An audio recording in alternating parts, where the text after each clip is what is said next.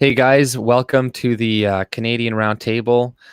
Hey Fred, I'm here with Fred today. How's it going? How's it going, buddy? Not too How's bad. your You? How's your week been? Boring. Boring? You're not going to go see the new Joker movie, or did you already see it? I'm waiting for Chris to free up his schedule, and then we're gonna go and see it probably on Friday. I want to see it. Just haven't had a chance. But yeah, I heard it's a really good movie. Yeah, from who?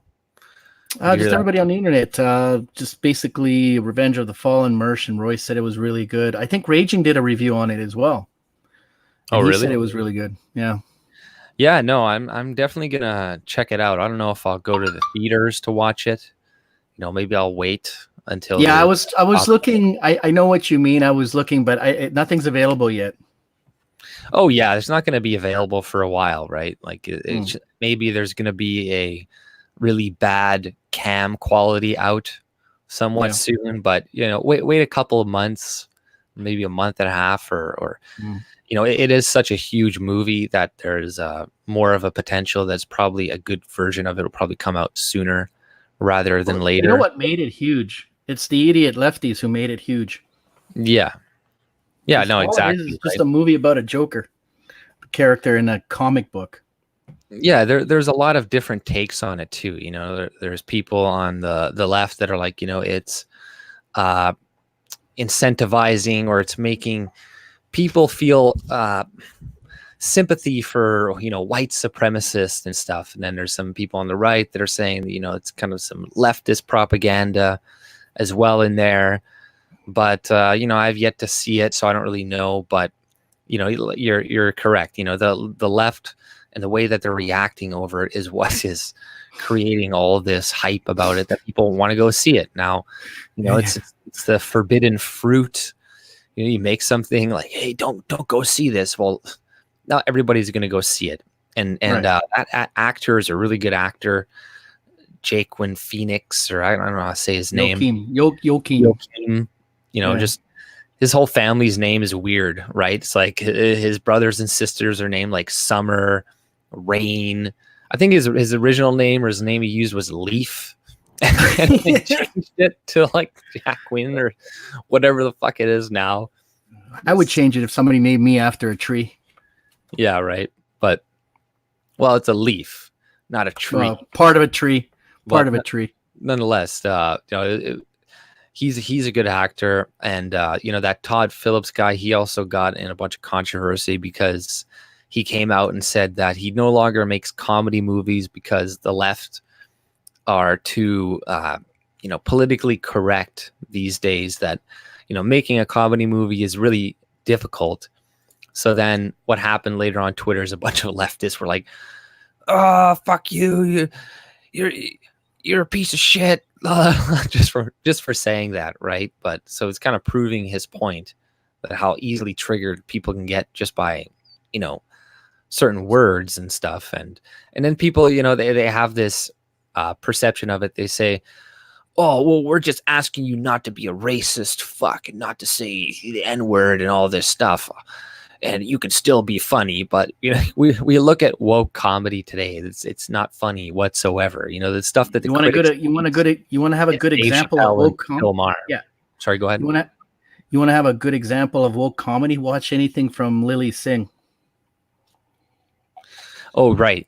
So this is the person that is being promoted now, Lily Singh, that Canadian YouTuber that has her own talk show host, or she's her own talk show now, which is just complete garbage. And, I've only seen a couple clips of it.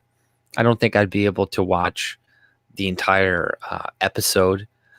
Maybe if I was like strapped to a chair or something, but as opposed to that, no, I don't think so. But hey, thanks everybody for joining. Hit the like, share, subscribe, all that stuff if you haven't subscribed already.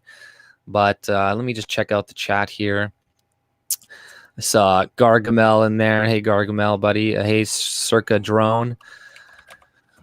Western U, how's it going? Hey, Steve, thanks for coming. Boingo Bear, thanks again for coming, buddy. Mega Incredible, Lauren Southern, Dino, Jamie Demeter, Steve Lacroix. I think I already said that. Burnout Rage. I'm doing pretty good, man. I think that's everybody so far. Oh, I think I'm Familiar Stranger. Hey, how's it going, buddy? But thanks everybody for coming. And hey, Klume. My testing a ban YouTube comments word. Fecund meeting prolific. Yeah, so also I got rid of all the moderators because I'm just like, fuck it. I don't want people randomly banning people here and there and shit. And I'm just like, and then I got people complaining to me later that I'm like banning them or something, or people sometimes they're not getting banned and everybody can see their comments, but they think they're getting banned. It's just like, just want to avoid all that. So if you get banned, it's because of me. I'm the one doing it. So you don't blame. It's not some other person or this person that has a grudge against you or something like that. So I'll be the one. But if somebody's being really ridiculous, let me know, and I'll look over it. But hey, George and Craig, how's it going, buddy? But I guess. But with the Joker theme, I have one story kind of brought up that was in the CBC, and they were talking about the Joker movie, and there's 3 different reviewers that had their takes on it. And I thought one take was kind of interesting, and I wanted to kind of like show that one. Well, here, 1 second here. I gotta share the screen. I found it was with Streamlabs. If you click on the article, and when you share the screen, it'll be at the top of the list. So you don't have to like go rummaging through the tab thing. But so, this is about the Joker movie. So is Joker dangerous, unsettling, or random button pressing? So there's 3 different takes. One guy was like, I don't think it's too bad, but it's kind of toxic. And then the girl in the middle here, though, her response is what I really wanted to go over. She's like, it's unsettling in general to uphold a murderer as a hero, and I think that the filmmakers and the director would say that's not what their intention was. But the funny thing is too, it's there's a lot of throughout Hollywood. There's lots of murderers that are made like the protagonist or the kind of an anti-hero in the story. Nobody really had an issue with that before. But I think that a lot of people are going to look at the character of Arthur Fleck, who becomes Joker, and see his social isolation and see how he's bullied and how society kind of pushes him to crime and to violence. And I think they're going to relate to that. That's really scary to me, especially now when we have seen so many lonely white men incite violence against women, against society, and they feel like they can justify it. I think this film is going to be something they used to justify it as well. So, I think that's pretty ridiculous analysis of the movie that's going to incite a bunch of people, and that like being sympathetic to these people is such a bad thing. Oh no, we should ostracize them from society and this and that if this does represent those types of people. And maybe you should have sympathy. There's lots of puff pieces about, ISIS soldiers. There was lots of shit about Omar Kadar that we saw and how he was this and that. We need to relate to him and have empathy. But no, not to these types of people. The other layer of this, which is why it's so dangerous, is because I'm not going to whatever Phoenix does an incredible job. He did a really good job of making this movie and making this character someone you want to care about. So that's the problem. See, to the left, they don't want you to care about white men and their problems. And that's a big problem. It's like, now we're going to relate to these people, but we just worked so hard demonizing them. Wow. Now you want us to feel sympathy for them and shit? No, that's not the way. No, they must be otherized and shit continuously. Arthur is an unreliable narrator. Some people might say, well, you can't really trust the story that he's telling. But the story that he's telling is that he is getting bullied and that he is getting beaten. We see him get beaten and bullied and people be really mean to him. And when you watch someone being attacked in that way, if you're a human being who has empathy, you're going to feel bad for him and you're going to want to be on his side. And that is what the film does. It completely leads up to the violence with justification on every turn. So, that's a stupid assessment as well, too, because, I think we can all admit that there can be, we can show something that is leading up to violence and it doesn't necessarily justify violence. Like I can say, hey, bombing a bunch of innocent Iraqis and civilians in other countries could probably create a bunch of extremists. And that's not me justifying their extremism, but it's saying, hey, maybe we should stop bombing people and it would probably create less tension in the Middle East. And same with this, if maybe there are a bunch of white males, white people in society that are being bullied. It was that 14-year-old kid in Hamilton just the other day and at Churchill School was stabbed in front of his mother and by like 4 or 5 kids, or like 3, I think 2 kids are apprehended. A couple other kids are being arrested and stuff. And this kid was some, 14-year-old white kid. I don't know how diverse the school was, but, they're obviously not going to show us who did it. There was one 18-year-old who stabbed him. I think they should show that picture of that person to give, why give the victim's name and shit, not the fucking other people, but we got to protect, their identities. Because in this country, we protect the violent rather than the innocent. We protect the perpetrators rather than the victims. And the thing about this movie too is that it reminds me a lot of Seven, right? But because a lot of people started to sympathize with the protagonist, who was Brad Pitt, and the antagonist, I forgot his name. He's now like a pedo lover. I forgot his name. He was in House of Cards too. And he played the antagonist in that movie who would kill people based on the 7 deadly sins, right? And it caused a lot of controversy. Got people talking about the way he was killing these people, about sloth, greed, envy. And people started to empathize actually with that character. But here we are in 2019, whose character is not going around murdering people based on 7 deadly sins to teach people a lesson in a very destructive society. Instead, this guy's trying to live in this type of shithole, and then he turns slowly insane. But no, we can't give him any inch of empathy, but we can do it in the movie Seven so many years back, right? Which I think was like in the late 90s.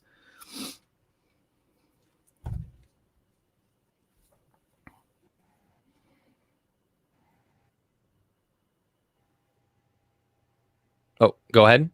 No, that's what I said. I don't know if you muted me. Sorry. No, I didn't. No, it was cutting out. Oh, now it just kind of, it might be slow on my end. But okay. Sorry, I missed the last 10 seconds. No, what I was saying is that the movie Seven. Do you remember that movie with Brad Pitt and Morgan Freeman?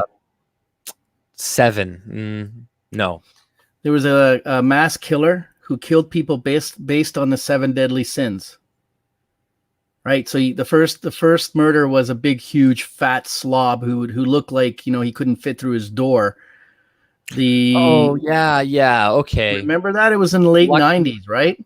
And it got a lot of people talking, and because some people were starting to empathize with that guy because the way he described these people, right? The last murder was the guy's wife because he says envy and wrath, right? So people were able to empathize with a mass murderer, but now here we have a character who's, going through kind of a desperate path to insanity, right? He's struggling to survive in a society that's just not accepting of him, which the liberals and lefties want everybody to be accepted. And then he starts to go insane, and all of a sudden he's like the root of all evil. It's like a 360 on the way we are looking at things these days. Yeah, yeah, definitely. You know, and but it's just interesting, just the controversy this movie is creating in itself, and you know, and mostly I think it's to do with the fact that you know they really don't want to try to have any movie that currently is going against their narrative. Like, you know, I was watching an interview with, you know, the main character of the movie and stuff, and he's like, you know, I would tell you what I really think, but he's like, you know, I can't really do it on screen. He's like, once the interview's done, I'll tell you what I really think about, you know, all that's going on. But you know, just the media is so insane about this, and their whole narrative that's been for the past little while has been, you know, a white man bad, don't feel sympathy. You know, they're the ones that are, you know, the root of all the problems in America or Canada, etc. So, you know, they don't want anybody to now start to look at them a little bit differently and be like, oh, well, maybe they do have issues that are pertinent and that need to be addressed. Maybe we should listen to them. So then it would stop them from acting irrationally or, you know, being violent, etc. Right? Well, you can't win with these idiots. Like it's really honestly like arguing with a block of sidewalk, because in this day and age, they're changing all of the characters to either brown or black or Asian that they were, you know, before they were white, right? And they're redoing a lot of movies. Disney's redoing a lot of movies. Like, if we put a black person instead of a white person as the Joker, well, now all of a sudden it's bad because we're portraying black people is insane, right? So you replace anyone that white, it's a problem. If we have a white guy, it's a problem. Like, you're fucked if you do and if you don't. You're kind of cornered into a little, you're pigeonholed and you have nowhere to go but push back and push back hard. Right. Yeah. You know, like fuck the critics and all this stuff. You know, it's like I said, I haven't even seen the movie yet, so I don't even know what the message is. You know, maybe they were just triggered by a few scenes or whatnot. So, you know, you got to actually see the movie because, yeah, like, you know, the media, they never give you a full picture of what the fuck it is anyways, right? And they're like, if you want to see, I remember seeing some ads. They're like, if you want to see a real movie about white fragility, watch this cuck movie instead, right? Like, you heard about that movie, The Cuck? But, you know, it's just, see, that's what they would prefer to show you, right? That type of movie. But, you know, I'll show this one story about, you know, this group of people trying to get permanent residents to vote in BC. But, you know, I don't know, my computer is just being really slow right now. But this, you know, a bunch of immigration groups, citizen groups trying to get the ability to vote. One guy, he's got a bunch of tweets and he has a huge tweet storm about this. And he's like, you know, he became a citizen in 2017 and now he's already an MP and he's trying to get permanent residents the ability to vote. You're like, holy shit, man, like slow down already. Like, but it's this Sharmark Dubu or whatever, right? But, you know, if my computer's not super slow, I'll try to link the other thing too. But so UBCM attendees endorse right for permanent residents to get the vote. The province will now consider allowing permanent residents to vote in municipal elections. So this is just in municipal elections, but that's still pretty bad. You know, this is what California does to illegal aliens and stuff in their counties or areas like that. Like in different parts of America, they let illegal aliens vote. Now, these people aren't illegal aliens, but nonetheless, they're permanent residents or they're whatever. They're not still citizens. They shouldn't have the ability to vote. So community leaders from across the province have endorsed the idea of giving permanent residents the right to vote in municipal elections. Victoria Count Sharmak Dubois was one of the several people to speak on the subject in the Union of BC Municipalities conference currently taking place in Vancouver. He has advocated for permanent residents to get the vote since shortly after he was elected to council in 2018. So this passed as priority for the UBCM. The local government across BC agreed that this has to change. Dubois said, "This is an unjust system, and now the government has the moral priority to act." But so, that's pretty fucking crazy right now that we're actually considering that. And you have a bunch of people in these areas in BC, that just goes to show you how much it has changed, because it's got to be because of the mass immigration and the lack of voting from old stock Canadians and the high voting rate of these people coming in. That already you got people, hey, we're going to put this on the ballot, and now you're going to have these people, and who do you think they're going to vote for? Like, it's not going to be a fiscally conservative or fiscally responsible government, I tell you that much. Not at all. It's going to be more grants, more this to other people, to immigrants, to new people coming in, probably specifically Somalians.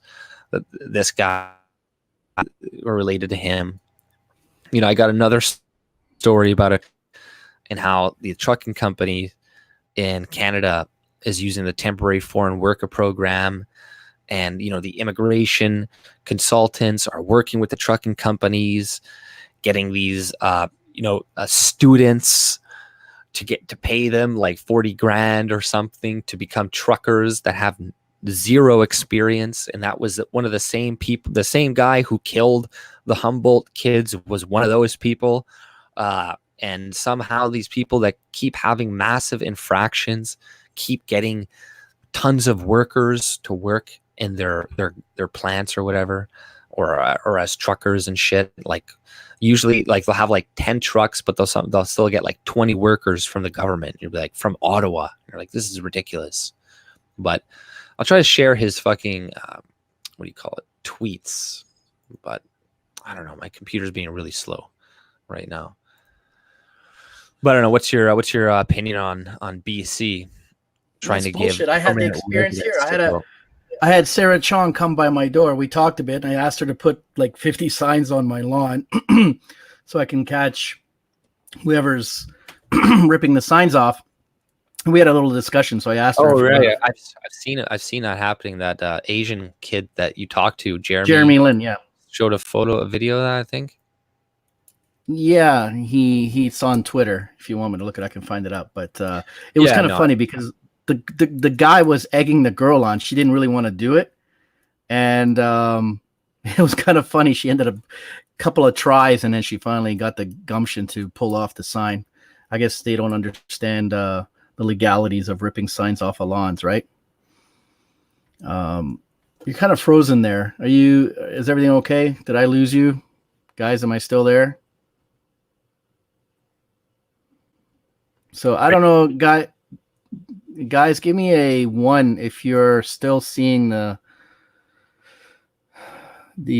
feed, because AJ's kind of frozen in time there. Yeah, so I'm still getting the feed, but AJ's frozen. AJ, no, he looks like he's pleasuring himself. Oh shit. You froze AJ, Lauren?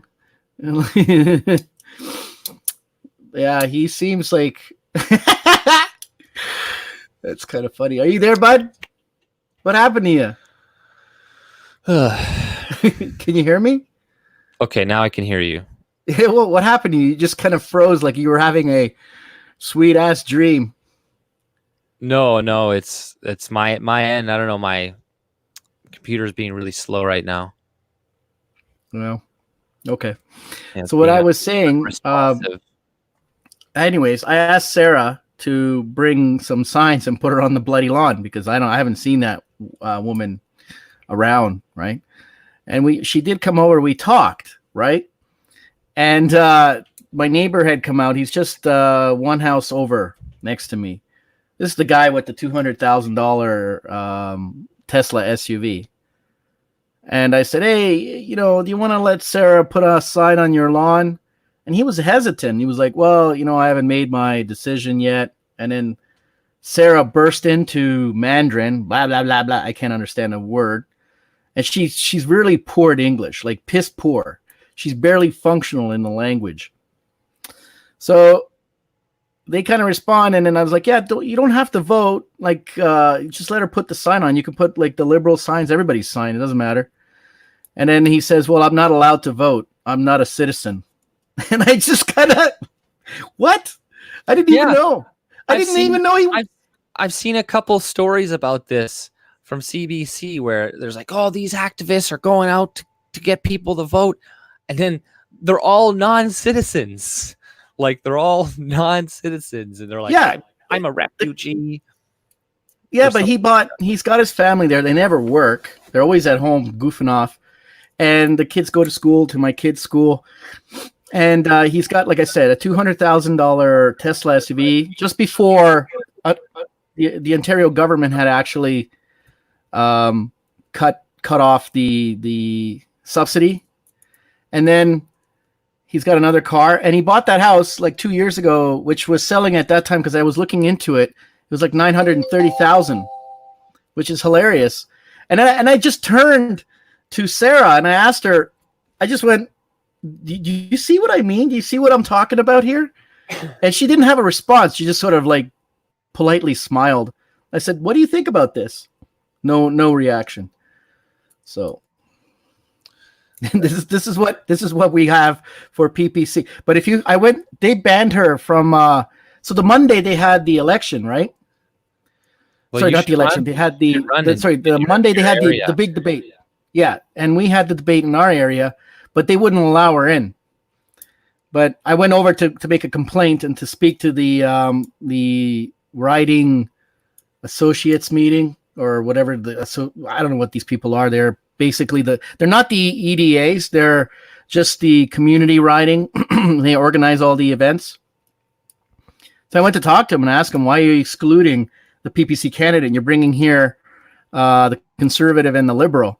But it's funny, and I'm not going to get into it too much, but I just want to mention that the liberal Chinese guy, Alan Ho, he's even worse. You could barely understand this guy. All I understood was free money, jobs, free money. That's it. And the Indian incumbent, Bob Soroya, he was so soft-spoken and had such poor piss English, I could barely understand him too. So what a fucking disaster.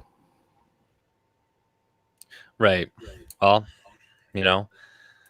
some people have bad English, right? That's, and yeah, like, a lot that's not good, right? I'm curious how this guy's English is. I can't even say his name. Marmaduke. Marmaduke. Dubau. No, it's Shamark Dubau, I think.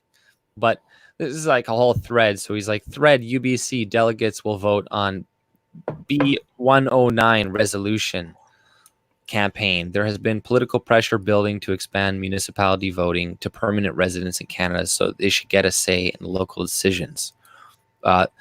Thanks to the Ontario Colleagues I Vote Toronto campaign led by Desmond Cole. This motherfucker, Desmond Cole, here for Devontae. I've seen that guy on Twitter. He's just race baiter. Martar Foundation, this woman, Amy Toronto, and many others who began this movement to advocate expanding municipal voting to permanent residents in BC. Thanks.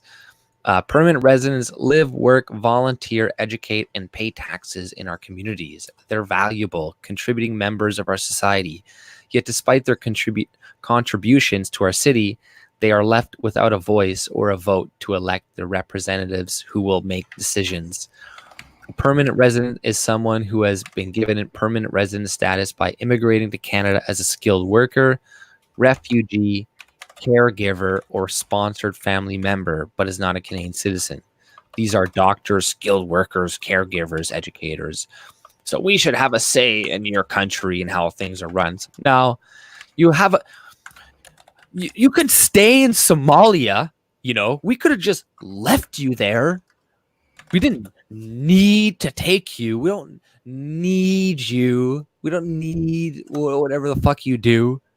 So it's like, stop acting so fucking entitled. Jesus Christ. How, like, I could never imagine entering a country, especially as like a refugee or something, and becoming a citizen like a year later. So look at this guy. Like, you know, I became a Canadian citizen on July 2017. I cast my first ever vote on October. And at the same time, I was elected a Victoria City Councillor. 2018 at the same time was elected, you know, so what the fuck? You know, that's pretty crazy. But either way, you know, that's crazy how, you know, yeah, I'm going to not want people like this running in politics, you know, especially if they're just a newcomer after 1 year, because look, they're already trying to make permanent residents vote because they know that they're going to vote for parties that want to loosen immigration even more. You know, I have another party with Trudeau, or another article with Trudeau saying he's going to cut immigration fees to like 0 or something, right? But sorry, go ahead. What were you going to say? You know, we need to start thinking a little bit better. And, you know, I know you don't agree with this, right? It's give these people a one-way ticket out of this fucking country. And that's the only way you're going to solve this problem, because people are not seeing it. They're not getting it, that these people have their own agenda and they don't fucking care. Give who, you know, a one-way ticket? Joe Hayes says, "Oh, don't play the identity." Give who a one-way ticket out of the country? These people. Who's these people? That guy. Refugees. The Marmaduke guy. Permanent residents. Permanent residents get out. Right? Okay, yeah, sure. I agree with you. Why would you say I don't? Permanent residents can fuck off. Refugees can fuck off. Students can fuck off. I don't give a shit. But when you make somebody a citizen, kind of changes a few things. And you know, that's I don't necessarily agree with kicking out citizens. Really? I'm fine with kicking out. My neighbor's going to be a citizen soon. He's looking to buy a new property. We need to change the laws quick. You know what? When you start to say, okay, now we can kick out citizens, well, maybe we should kick you out and your family. You haven't been here for that long. That's fine. There's a lot of other people who've been here a lot longer. I'm planning on a lot longer than you. Well, that's okay. So, like, you know, they're going to keep bringing you. Otherwise, when what are you we going to cut do? off the line for citizens? It's like, well, 15 years. Okay, then you can stay. 20 years. It's like, okay, we got citizens here, and they're citizens now. We can't necessarily turn back on that. That's why we need to change shit quickly. And then the shit's already too late. People have to realize the shit is already too late. And kill yourself. Look at so Canada's lost Markham. Croatia. Canada's lost. Then move to Croatia. I am. I think I'm going to. Who cares then? Why do you care about Canadian politics then? If it's all fucked. Sorry. Why do you care about Canadian politics if you're going to? Because I care, because it's my home. Because it's my home. I hate to see my home just Croatia. So who cares? I have to. Like, I have to think about it. Like you just said, there's no possibility to change things. So why do you care? So how are you going to change things? Markham's lost. Try something. Doing nothing. If you do nothing, guess what's going to happen? Okay, so nothing. Like what? Do what? Try voting for the PPC at the very least. Can you do that? Or you can be like, nah, but they have a Chinese person that can barely speak English. Oh, okay. Or you can try voting for them, or you could do nothing, or move to Croatia and live there. You know, one or the other, right? But what is this pessimistic attitude? What is that going to do for you? What is it going to do for you? What is it going to do if I vote for a woman who can barely speak the language and she's going to get into politics? She's going to work with the Hakka organization. She's going to bring in more people. Then how is that going to help? And move to Croatia and live with your people then. Right. Okay. And then what are you going to do? Or start promoting policies to kick out citizens and see how well that works for you. Then what? What are we going to do? What are we more sympathetic to kicking out refugees and permanent residents and reducing all this other shit? and reducing the redistribution of wealth, why do you think the Aboriginal birth rates are increasing? Because we keep giving them money. What do you think? I want to answer Lauren Southern's question. Do you guys think there'll be a major breakdown in society in 20 years? I think that's going to be even a lot shorter. I'm calling it 4 years if the Liberals get into government. Well, I'll still be here. And what are you going to do? I'll be here. Things, when Rome fell, what do you think happened? Everybody just died or something? No, they kept living. They kept on going. We have a guy. We have a terrorist, or not necessarily a terrorist, one who's affiliated with terrorists, running a communist party in Canada, who said, I will prop up the Liberal government or the Green Party if I need to. You have the Conservatives who are, bending the knee to or pandering to every group. It's not functional. I see all these things that you see. I see all these things. But if you just think everything is going to go to shit, then it will go to shit. I think if it's going to go to shit, it will go to shit. Like if you do nothing, then you will get nothing. So what are we supposed to do? Vote? So I'm going to vote for you a specific fucking plan, man. I don't know. Go out and start talking to people. I don't know. I am. I'm here. I'm talking to people. Fucking Canada. Immigration is a problem. We need to do this. We need to do that. That's something. Yeah. Get your kids out of school. I don't fucking know, man. Don't ask me for all the fucking solutions. But doing absolutely nothing will get you absolutely nothing. I've been talking to people. I go there. I went to talk to those. Anyways, hold on. I've been talking to those boomers there at that meeting when they had the debate on Monday. They don't give a fuck. They won't even listen to people who can barely speak English. They don't want to hear my questions. I said, why won't you allow the person to speak so I can get a point and counterpoint? And then everybody booed me out of the fucking room. Because they're you know who booed me? It wasn't the people you can blind with dental floss. It was people who were white, and they booed me out of the room. White boomers. There's a lot of stupid white people. It seems so, man. And guess what? They'll be dead soon. So that's a good thing about humans. We only live for so long, and then we die, and then new people come around, right? So, they have control. They have a lot of power and stuff over laws and whatnot. And whatever. I'm not blaming everything on the boomers. Don't attack me. Chat, leave me alone. I'm not attacking the boomers. I'm blaming everything on them. Yes, millennials vote Trudeau and liberals and like socialism and shit. But my whole point is like, yes, I don't know all of solutions. I'm not saying we can avert everything or that it will be averted or that, there's 100% chance that we can beat this or whatever. But honestly, I just hear a lot of kind of language that's very defeatist, it's like, why are you even here? Like, in me personally, if I truthfully believed that there was no opportunity to change anything whatsoever, I wouldn't pay attention to politics whatsoever.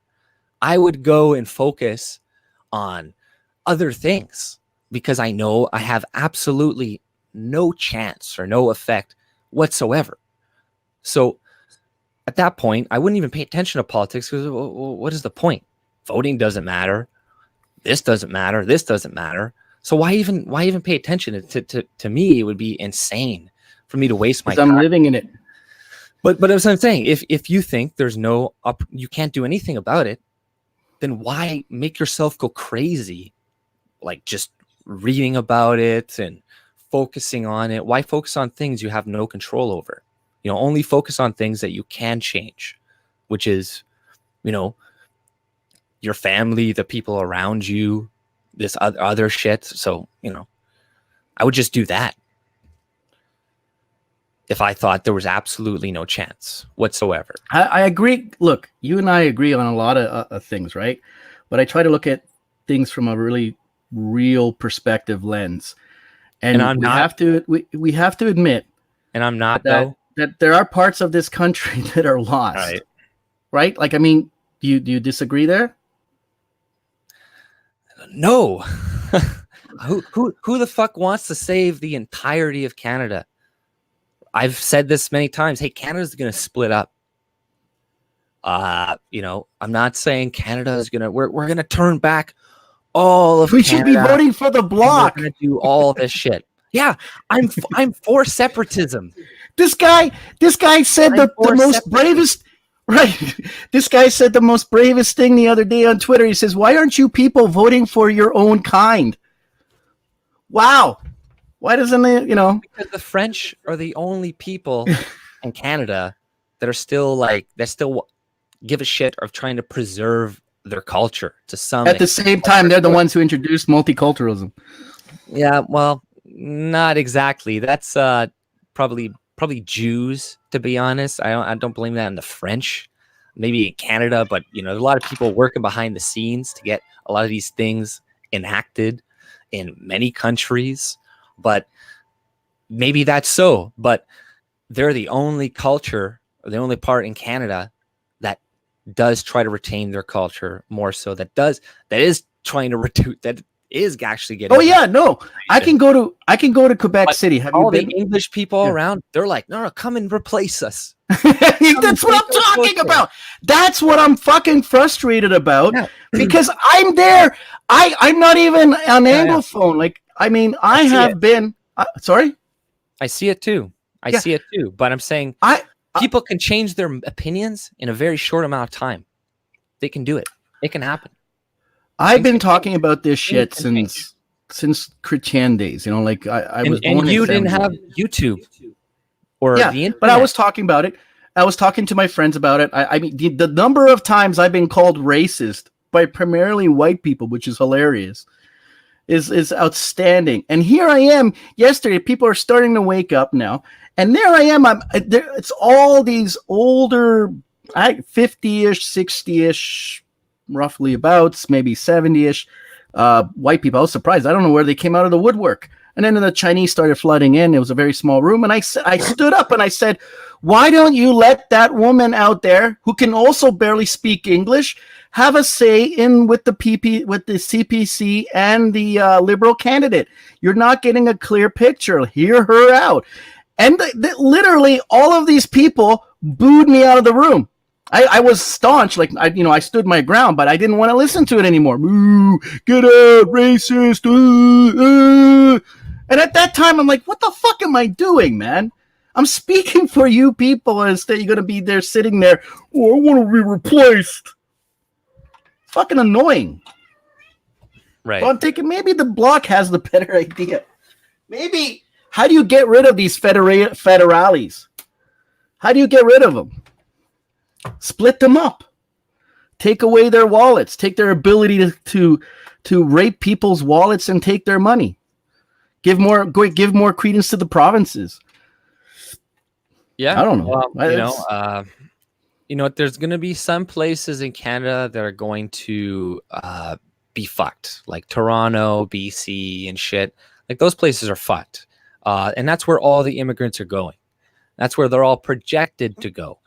Is Ontario, BC, and I don't know, Quebec or something. Not even really Quebec anymore, I guess, because the recent religious law and a few other changes. But for sure, Ontario and Vancouver, BC, right? So that's where a lot of people are going to be going. And Canada is going to split up. I've been saying that for quite a while now. I'm like, we should make Manitoba stand with Alberta, Saskatchewan, and Manitoba, because first of all, I'm not for a large state. I'm not a statist. I'm not wedded to Canada. I want to live in a society that has more freedoms, and if that means detaching myself or part of Canada or part Manitoba or other provinces from Canada, then that's what we should do. And that's an option. That's something, because no, I don't believe in kicking people out. Not like we can kick out permanent residents and refugees and temporary workers and temporary. We have we can like do that, like legally. There's precedent. We have the ability to do that, but it gets really tricky. I'm saying, man, like once you start trying to get rid of citizens, and that's gonna start a whole fucking. People here are getting a little bit of clarity on these Canadian, right? People here are getting a little bit more clarity on these Canadian roundtables, right? Slowly red pill and stuff, but I don't think it's fast enough. Like I had a discussion with the guy who came and changed my security systems here. He had to update a few things. He was Chinese, and I had a discussion with him, right? And I talked to him like, "Who are you voting for?" And he's like, "Oh, I'm going to vote for Liberal." Blah blah blah. His English skills were a little bit better. And then I talked to him. I said, why don't you vote for PPC? Like, are you concerned about immigration? He's like, no, I'm okay with immigration. And I said, there's too many Chinese around here. Like, it's not a multicultural thing. He goes, yeah, but white people can move north. They can go north. This is what he's telling me. Who's this? Some Chinese guy that was repairing the security system in my house. So I kind of had a little discussion with him, right? Yeah, right. So he's Go ahead, sorry. And I said, move north where? I said, there's more Chinese. He goes, yeah, more Chinese now. Move to Aurora. Move to Newmarket. And I said, yeah. So where do you want the whites to go? Oh, they'll go more north. Good land. Go there. Go to Alberta. Yeah, they don't give a shit. Yeah, exactly. They want you to leave, to go. And, it's crazy that what is happening to Canada. But we're trying to wake people up to this, trying to open people's eyes to how they're getting swindled, because they don't realize, I think, to the extent what is really going on, and the rate of replacement, and there is still time to make enough change. I think that obviously we're not going to go back to the 1950s, and in that type of lifestyle, probably, I don't see something like that happening, but we can maybe make a society that's better than the one. So BM's saying here, move north and do meth. Yeah, I remember when one of the guys was saying, yeah, we have a lot of crimes here in Markham. A lot of break-ins, like a 50% increase year over year. Back in from 2017 to 2018 or something like that, or 2018. Anyway, and he says like we're gonna have to, there's a lot of drug dens and stuff. And then one white guy yells out, "Hey, but what about my marijuana?" Right. Yeah. Really? That's what's on your mind? I don't know. And I have to percolate. I have been percolating the idea of, okay, what's my get out of Dodge plan? Because I can move to, like everybody says, move up north. Okay, well, I have an IT background. What can I do? Grow tomatoes. Well, most of the farmers here in Ontario, Northern Ontario, are Chinese. A new Chinese farm just opened up. They bought an entire plot of land. And I just found out today from my wife, who came from her stupid yoga class. She's quite upset. And they're encroaching. The thing is, they're encroaching on each other, right? These ethnics are sidestepping and stepping on each other's toes now. So last week, I went to the gym and I drove her to the yoga shit that she does. And it was a Filipino guy who teaches it. And he was concerned because there's these new people that were coming. I said, wow, look at this, a Rolls Royce. And who got out of it?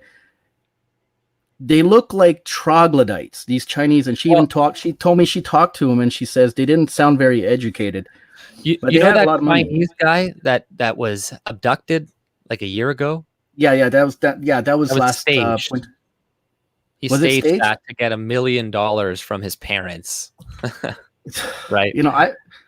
I have stories where she works. Yeah, I have stories where she works at a bank, and the kid threatened her because he wanted to buy a Ferrari, and he wanted to buy a $100,000 ring or something for her. And then he threatened her. He was going to report her and get her fired if if she didn't release the monies, because there was two accounts. There was a U.S. account that was in the millions, and there was a Canadian account that was in the millions.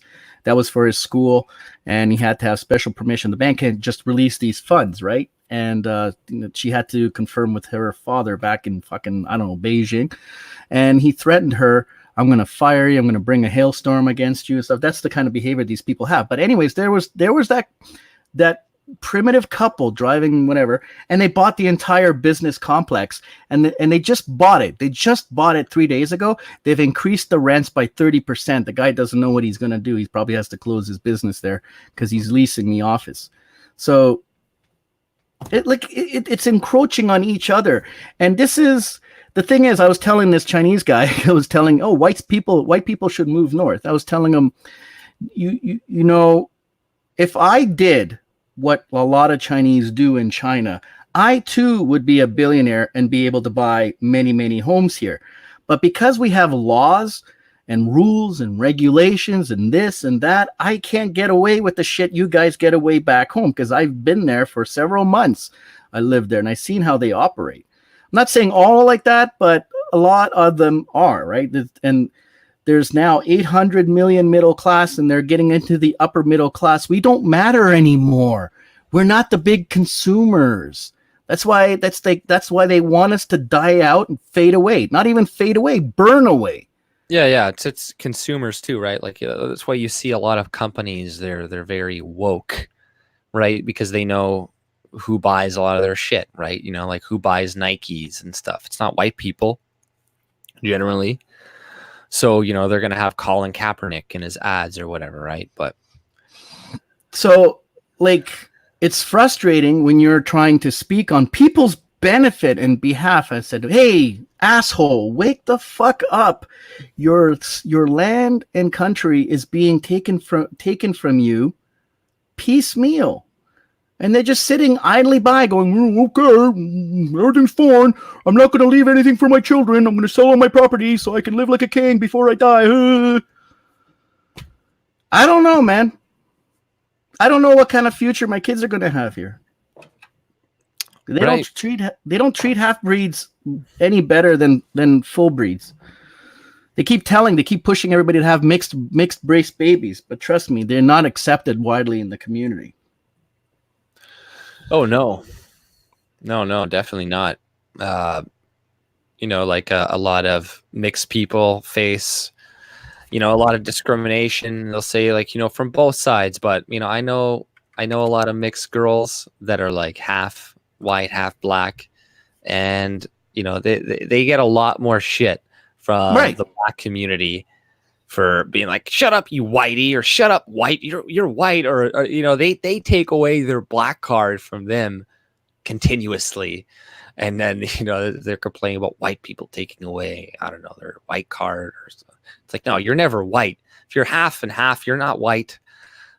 See, that's the way it should be, and you're not black if you're half and half. I know that's the way that it's viewed, but you know, you're mixed.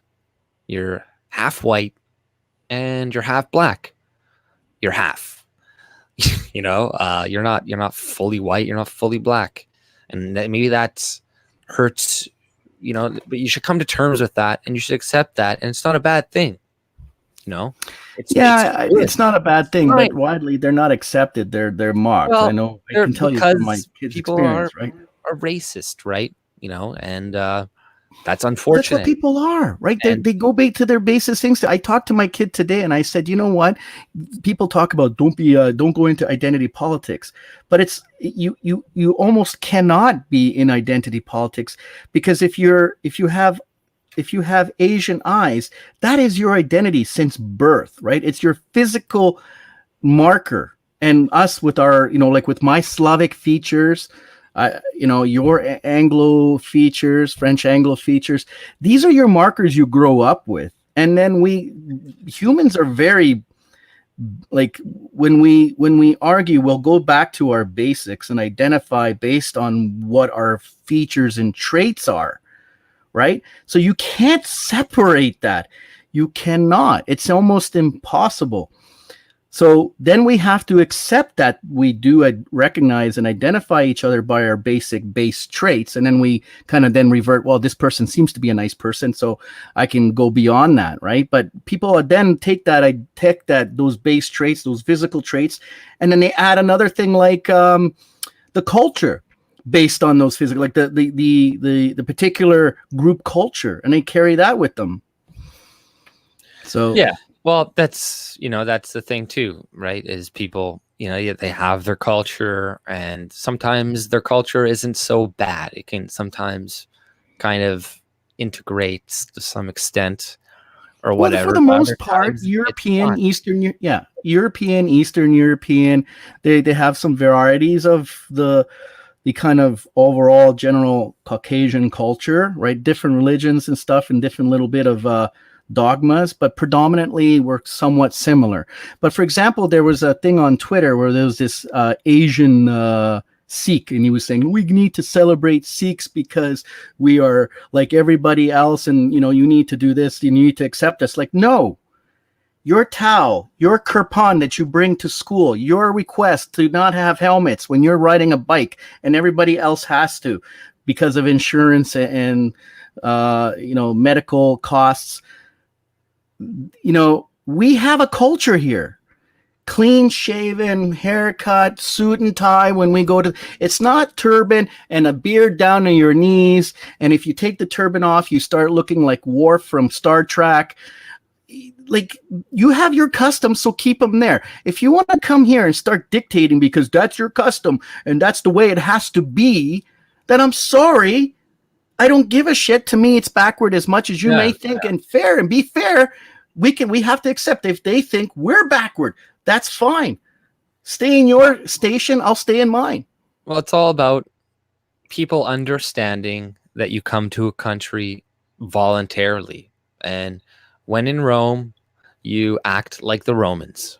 And that's the way that most people have thought of acting when they go to different countries and shit. They don't necessarily think, and yes, there's a history of colonization and whatever, blah, blah, right?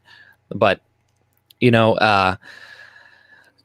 just, to me, it seems like, just the audacity or the entitlement that you would feel that you can have, like that one guy trying to give permanent residents the right to vote and stuff like that. That's just ridiculous. But, you come to a country voluntarily, and nobody forced you here. Nobody put a gun to your head.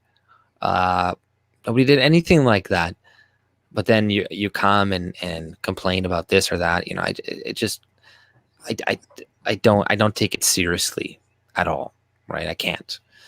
But I also wanted to discuss what do you call it? That Syrian restaurant. I don't know if you heard about that, right? Yes, I have. Yeah. Syrian restaurant closed down, and it turns out that they closed down because apparently their son was the guy that stood in front of that old lady at the PPC debate. He was one of the Antifa supporters. Did you hear about that? Yeah. Yeah, I saw him. Like the creep. Not only that, but their family's loaded, right? Because first of all, when I first heard that a Syrian refugee family had a restaurant after being here for a couple of years, I'm like, okay, how do they get the money to start a restaurant in downtown, Toronto or something, or Toronto or some major city? I don't know. I can't remember exactly, but I was like, first of all, I'm like, this is really weird.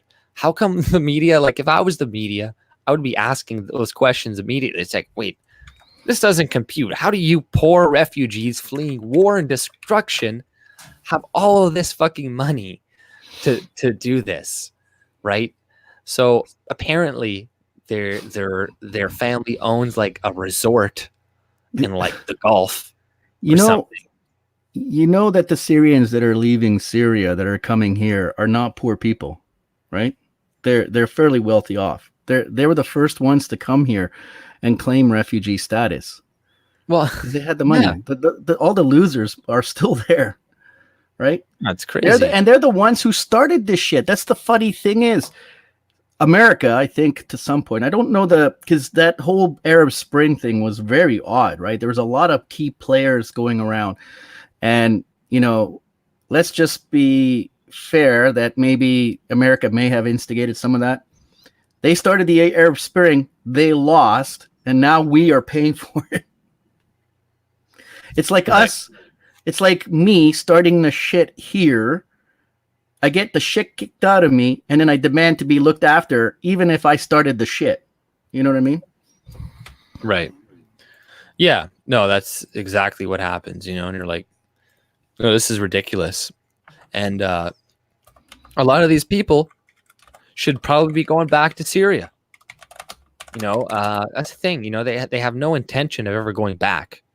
A lot of these refugees and stuff, they're coming to become citizens immediately. I don't know how people remain so calm. I don't know. Whatever you're smoking or taking, I need to have some. Please send it over. I'll give you my address. Because when I see this shit, my blood boils. Well, I'm just able to control myself. But I obviously, if I wouldn't be showing it, if it didn't bother me, right? I wouldn't be bothering to show it or something. So, it does piss me off, but, I'm not going to outwardly, like,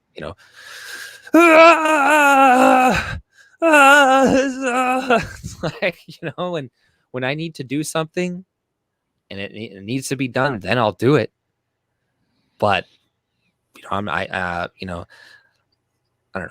Lots of things have happened to me in my life that I don't bother getting too emotionally invested in shit, because there's no point.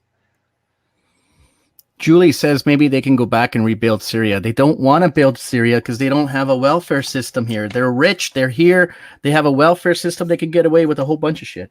I know this because a lot of rich Chinese come here and take advantage of the welfare system. I can't speak for any. The reason I bring up the Chinese is because I have a lot of experience with them, right? Right. Yeah. Well, you live, like you got a lot of experience with Chinese people. I have a lot of experience with Aboriginal people. Right. Or whatever, right? So I like, and that's good. We need those different perspectives and stuff, right? And generally, most people I meet, this is the thing, like most people I meet, regardless of their race or gender, are pretty nice. Most of them seem pretty nice to me. Most of them seem pretty decent. Like most people aren't that bad. At face value, everybody's nice. Sarah Chong is a real sweetie. The two old ladies that were here. In reality, too. In Paul reality, Bernardo was a nice guy too. Well, look at crime statistics. When you look at violent crime statistics, is it 90% of the population committing crime and violent crime? No, it's a very small percentage of the population committing violent crime. So most people aren't really that bad, or at the very least, they don't want to go and attack somebody because they fear the repercussions, of maybe that person retaliating or them potentially going to jail or something like that. But, now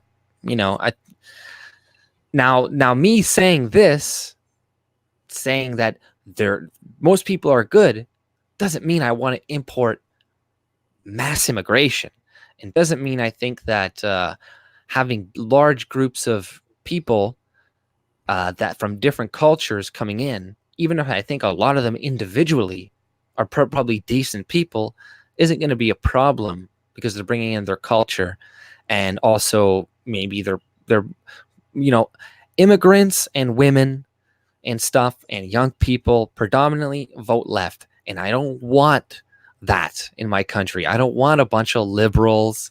I don't want a leftist government.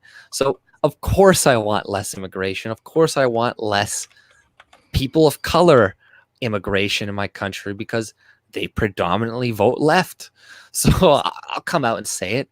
I want less brown people and Asians in my country because I don't want a socialist fucking country. Now a lot of those people are nice. and great people, and I would love to, to interact with them and see their culture and all this shit, right? They're great people. They're not mean people, but there are still problems with bringing in large. So when you're people. when you're done showing this article, I have a few pictures to show you that my daughter has a supply teacher. Yeah, just a link of the Andy there, but yeah, I have a few pictures to show, and they're you can quite share funny it on your end too. I'm pretty sure. Yeah. So Julie's going to enjoy these because everybody hit the like and subscribe and share. Sorry, go ahead. The reason I'm talking about this is because she had a supply teacher the other day, right? And just bring it up. Supply teacher was a Muslim lady, and the Muslim lady would have been fine, whatever. Fucking Muslims, right? But she started going on and on about how awesome Muslims are, this and that, pushing her traditions and whatnot, right? Subtly. Yeah. And, my daughter said she's cross-eyed. And I kind of laughed. I said, she kind of talks with a lisp. And I laughed because, that would make sense because maybe she's the byproduct of a cousin coupling. But, this is what they're pushing into my kids. I'm just trying to do a screen share. I'm not too familiar how that works, but let me try. How does this work? Okay, remember. Okay, so it's not allowing me to share the screen. So you know what I'm going to do? Okay, never mind. I'll show it next time on the Saturday TCR. For some reason, StreamYard is not allowing me through Firefox. But anyway, lo and behold, she's a Muslim with the headdress, everything, and, with the traditional garb. And my daughter was saying that she was saying how amazing Muslim culture is. Well, you're a supply teacher. You don't have to tell anyone how amazing your Muslim culture. I don't care if you're a white person. You shouldn't be saying, well, you know how amazing white culture is, by the way? Did you know? Let me tell you about how awesome. Culture, there's no black culture. There's no white culture. Like that, that's bullshit, right? There's French culture. There's Canadian culture. There's American culture. There's African American culture. Black American culture, like Ghanese and culture. But I hate this whole thing, like with because people are right. There is no, we can't kind of fall into this trap and be like, there is such thing as a white culture and shit, because no, like there is not really a white culture. You know what I mean? But there isn't a black one either, because that makes no sense. It's like, just Africans and black people, they're all the same in America and in the Caribbean. They all have the same culture. All Asians have the same culture. No, it's all different. So we need to kind of spread it apart and not use kind of white culture. Like there are white people, though. I agree with that. And yes, you can break it down, but we use these classifications now, and we all know what they mean. And white is just European, and other than like Eastern European, right? No, I'm kidding, but no, joking. But yeah, like you're not invited to Croatia. It's all white people. We all know what white people are. We all know what black people are. We all know what mixed people look like. We all know what Asian people look like. There is no fucking, when people make these arguments, what is really white? What was that one brown guy? I forget who he was arguing with. He's like saying something. He's like, well, I think he was talking to that white guy that says white a lot. White. Yeah, it's the black dude, right? The priest. No. He's white. He says people will know in the chat. He's the guy in American Renaissance. American Renaissance. whatever. But he was talking to a guy, and the guy was like, well, and he was from India, and he's like, well, I'm white. He's like, oh, Jared Taylor. Jared Taylor, right? Jared Taylor. He's like, no, he's an you're oddball. not. You're not white. What, you don't like Jared Taylor? No, I think he's okay, but he's got some really oddball exercise videos. I don't know if you've seen them. Oh, yeah. Well, whatever. He's old, man. Like, he's fit. I know. I'm just saying he's you. got some weird yoga shit. But anyway, maybe he'll shoot yoga flame one day. Hey, didn't he grow up in Japan or something? Yeah, he can speak fluent Japanese. He can speak fluent Japanese. It doesn't surprise me that he exercises with yoga and stuff, and he probably knows kung fu and watches anime and stuff. That would be fucking hilarious. Just watching the latest animes. I have a good article. I don't know if you're finished. There's a pretty funny one here. No, I got a couple ones here. Okay, so I want to show you. I want to show a YouTube thing, since I kind of want to cover some of the stuff that I put in the no worries, title, right? Yeah, we did go off on a tangent here. Chrome, but I want to show the YouTube thing, right? So YouTube now recommends fewer conspiracies and less Canadian political content. So this is probably one of the reasons why some people are having maybe less views when it comes to some stuff political, right? So maybe if you're a YouTuber and you're potentially watching this, maybe if you change some of your titles, your keywords, it might have some effect, especially when it's doing with politics. But so CBC, this is a investigation from CBC too. They did a little thing on it because I guess it's probably affecting their numbers too, right? Yeah. But CBC used custom software to track which videos are being recommended to users after they've watched a video located by searching for some 40 keywords, 21 of which are related to Canadian federal election.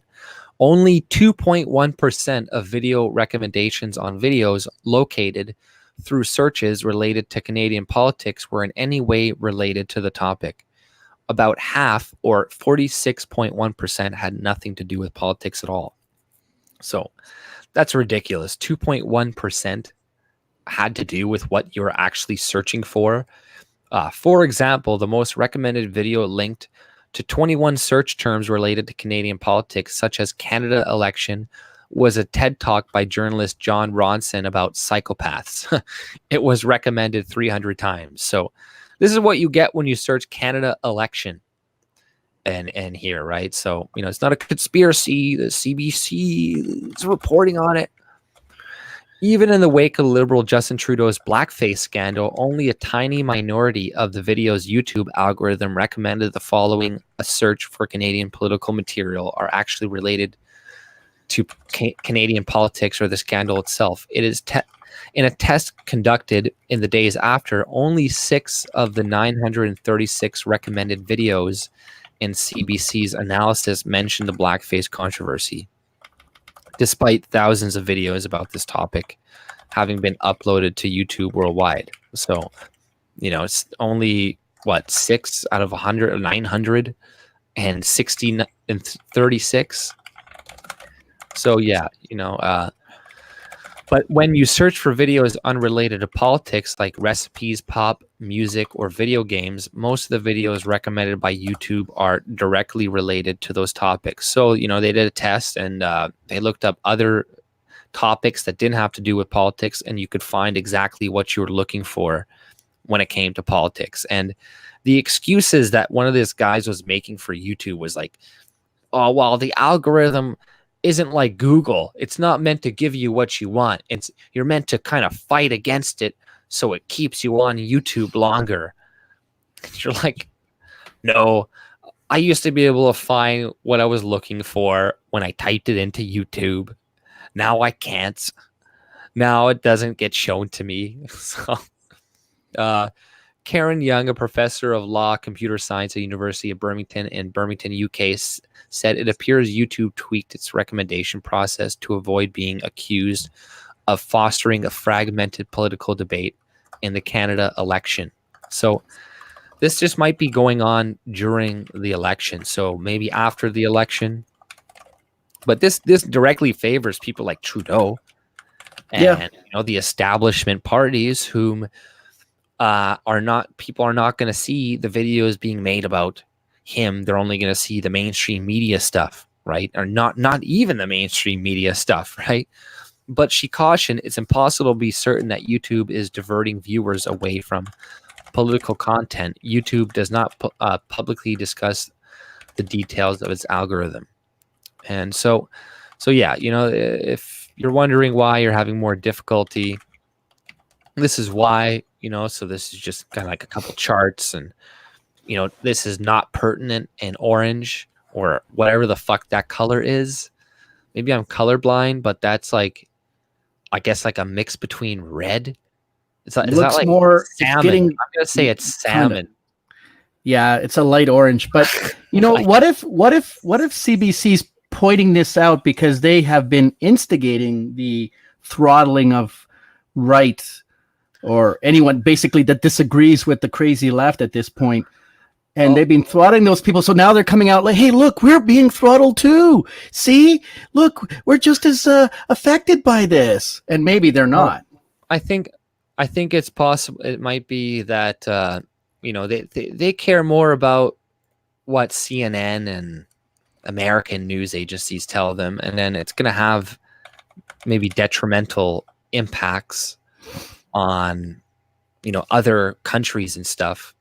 But they don't really care because they're getting most of their money from, these companies, or most of their, revenue or whatever. But I don't know. It's clearly, maybe it has to do with some of the new regulations, I think, that maybe we put in place, or Trudeau put in place for the election, where they have more stringent regulations on social media companies when it comes to promoting, different shit.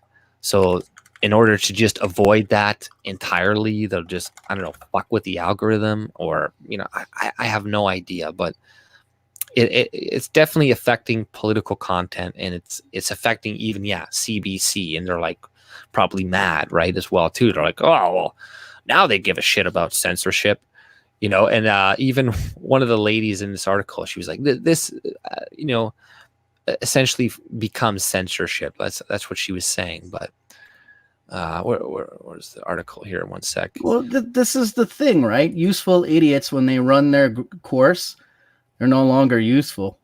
Tend to. But in this case, I actually think this is just good cop, bad cop scenario.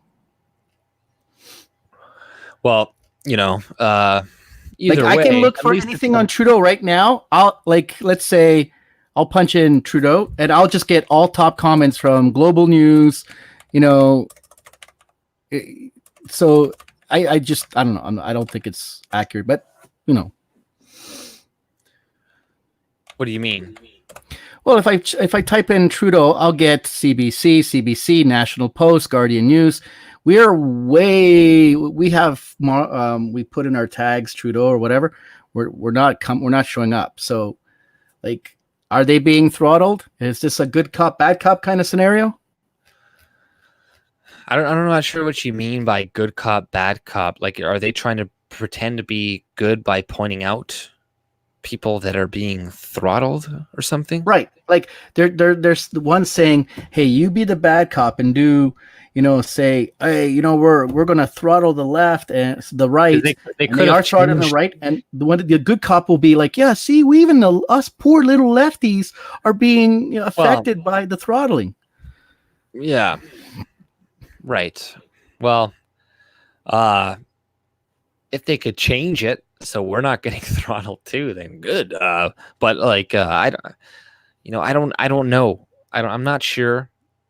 It seems weird to me.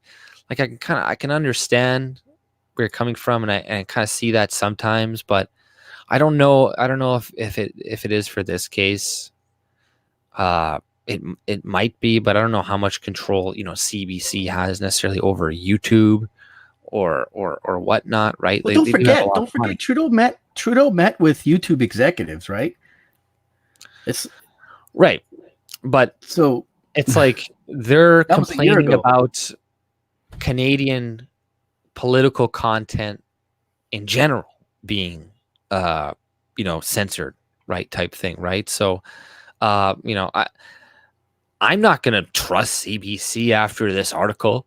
I don't think you are. I don't think anybody else on the right is going to. So anybody who already thinks the CBC should be defunded, still thinks the CBC should be defunded after this article comes out, right? But sometimes they do some decent reporting. Sometimes they do.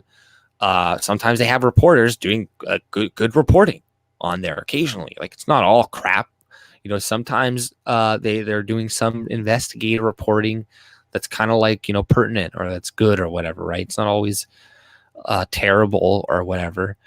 But maybe this is one of those cases, right? But it's also, I'm thinking they're just getting affected too by it.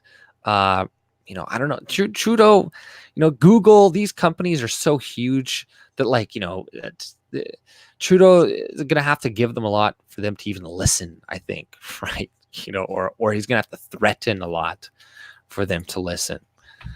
Like he's trying to now impose. This is why I think a lot of countries too, they're starting to try to implement the same policies on these social media companies too, right?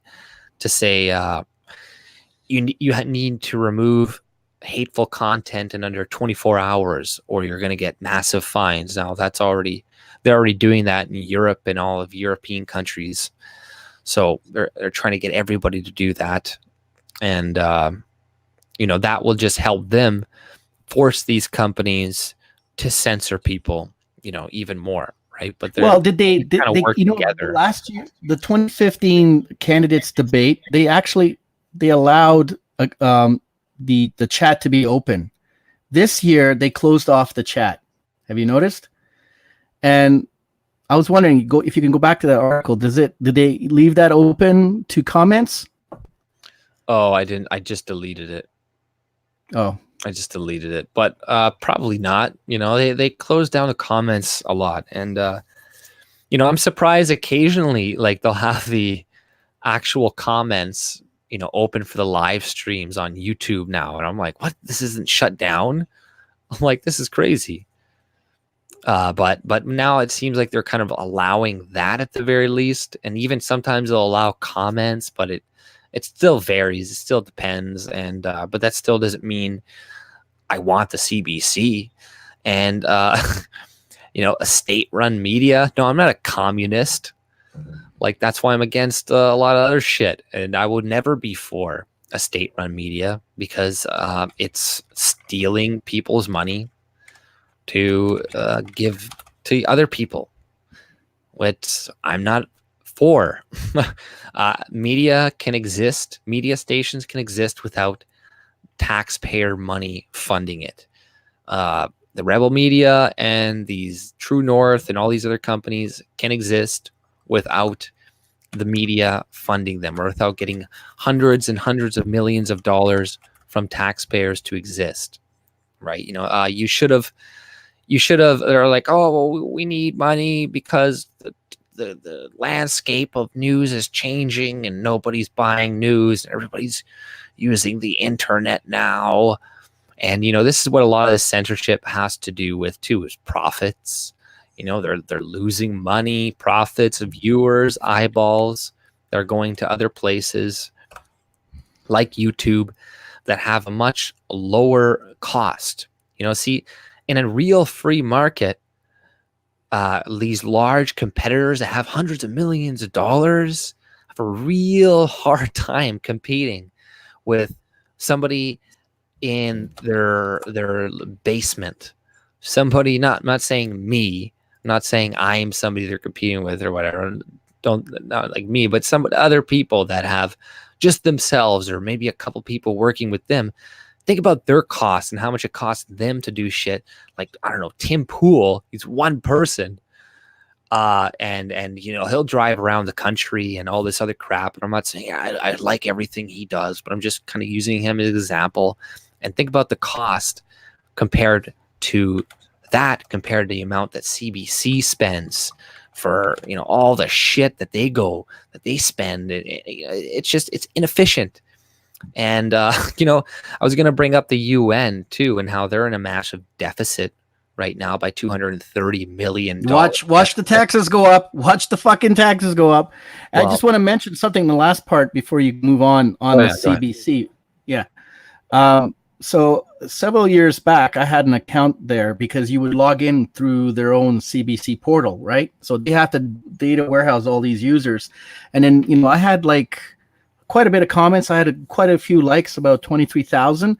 Then they deleted it and started forcing everybody to get on to sign in with Google or your Facebook, which is an easier way to track you because now you're signing in through the Facebook portal, which tracks everything, or Google. But before that even happened, they actually outsourced their comment section to a company called Viafura. Viafura is run by an Iranian-Canadian guy who started this company, and then he outsourced all the comment section to like the Middle East. And the people in the Middle East were like just cutting comments off. You could make a very sublime comment on any topic, and they would just erase you from the face of the planet. So, we're paying a public company who's paying a private company to not allow private citizens to make their comments on the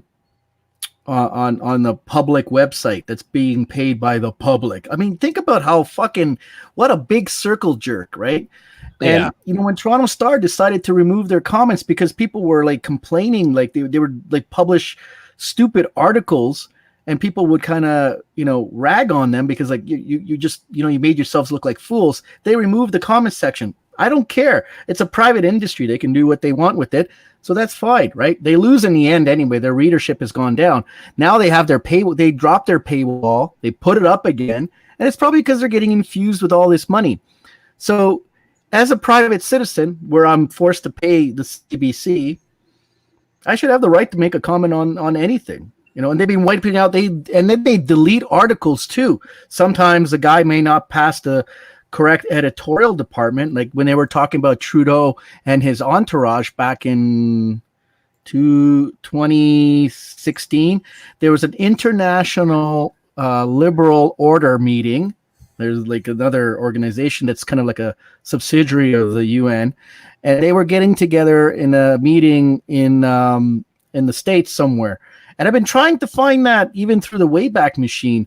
That story's been wiped off the face of the planet because they don't want to talk about it. And I made a few comments on that. It's like, isn't it interesting how the liberals, along with all of the other international liberals, whether it's the Labour Party or the Democrats in the U.S., are all meeting in one place? Like, what could they be talking about? It's so secretive. And then they delete that article and deleted comments, right? You can't trust these sources. You have to go with a very light touch on these things. Right. Yeah. No, sources for sure. People, these anonymous sources said this, said that. Yeah, I don't really believe that most of the time. But, this is just, I guess, just to show people, just kind of the article, the United Nations is running a deficit of $230 billion and may run out of money by the end of October. Secretary General Antonio Guterres said in a letter obtained by CBS News, right? So, the funny thing about this is that, apparently now they've had to restrict all travel.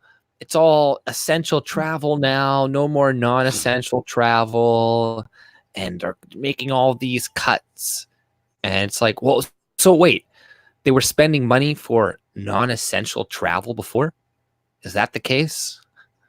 Because see, this is all the UN is. It's just another bureaucracy, another layer of government that is going to cost you money, and that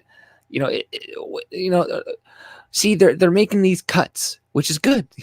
Make more cuts. Stop doing non-essential flying and flights and dinners and meetings and all these things that you don't need to do, right? You even said non-essential. So, see, this is just the state, the government. It's just, they're just there to siphon your money.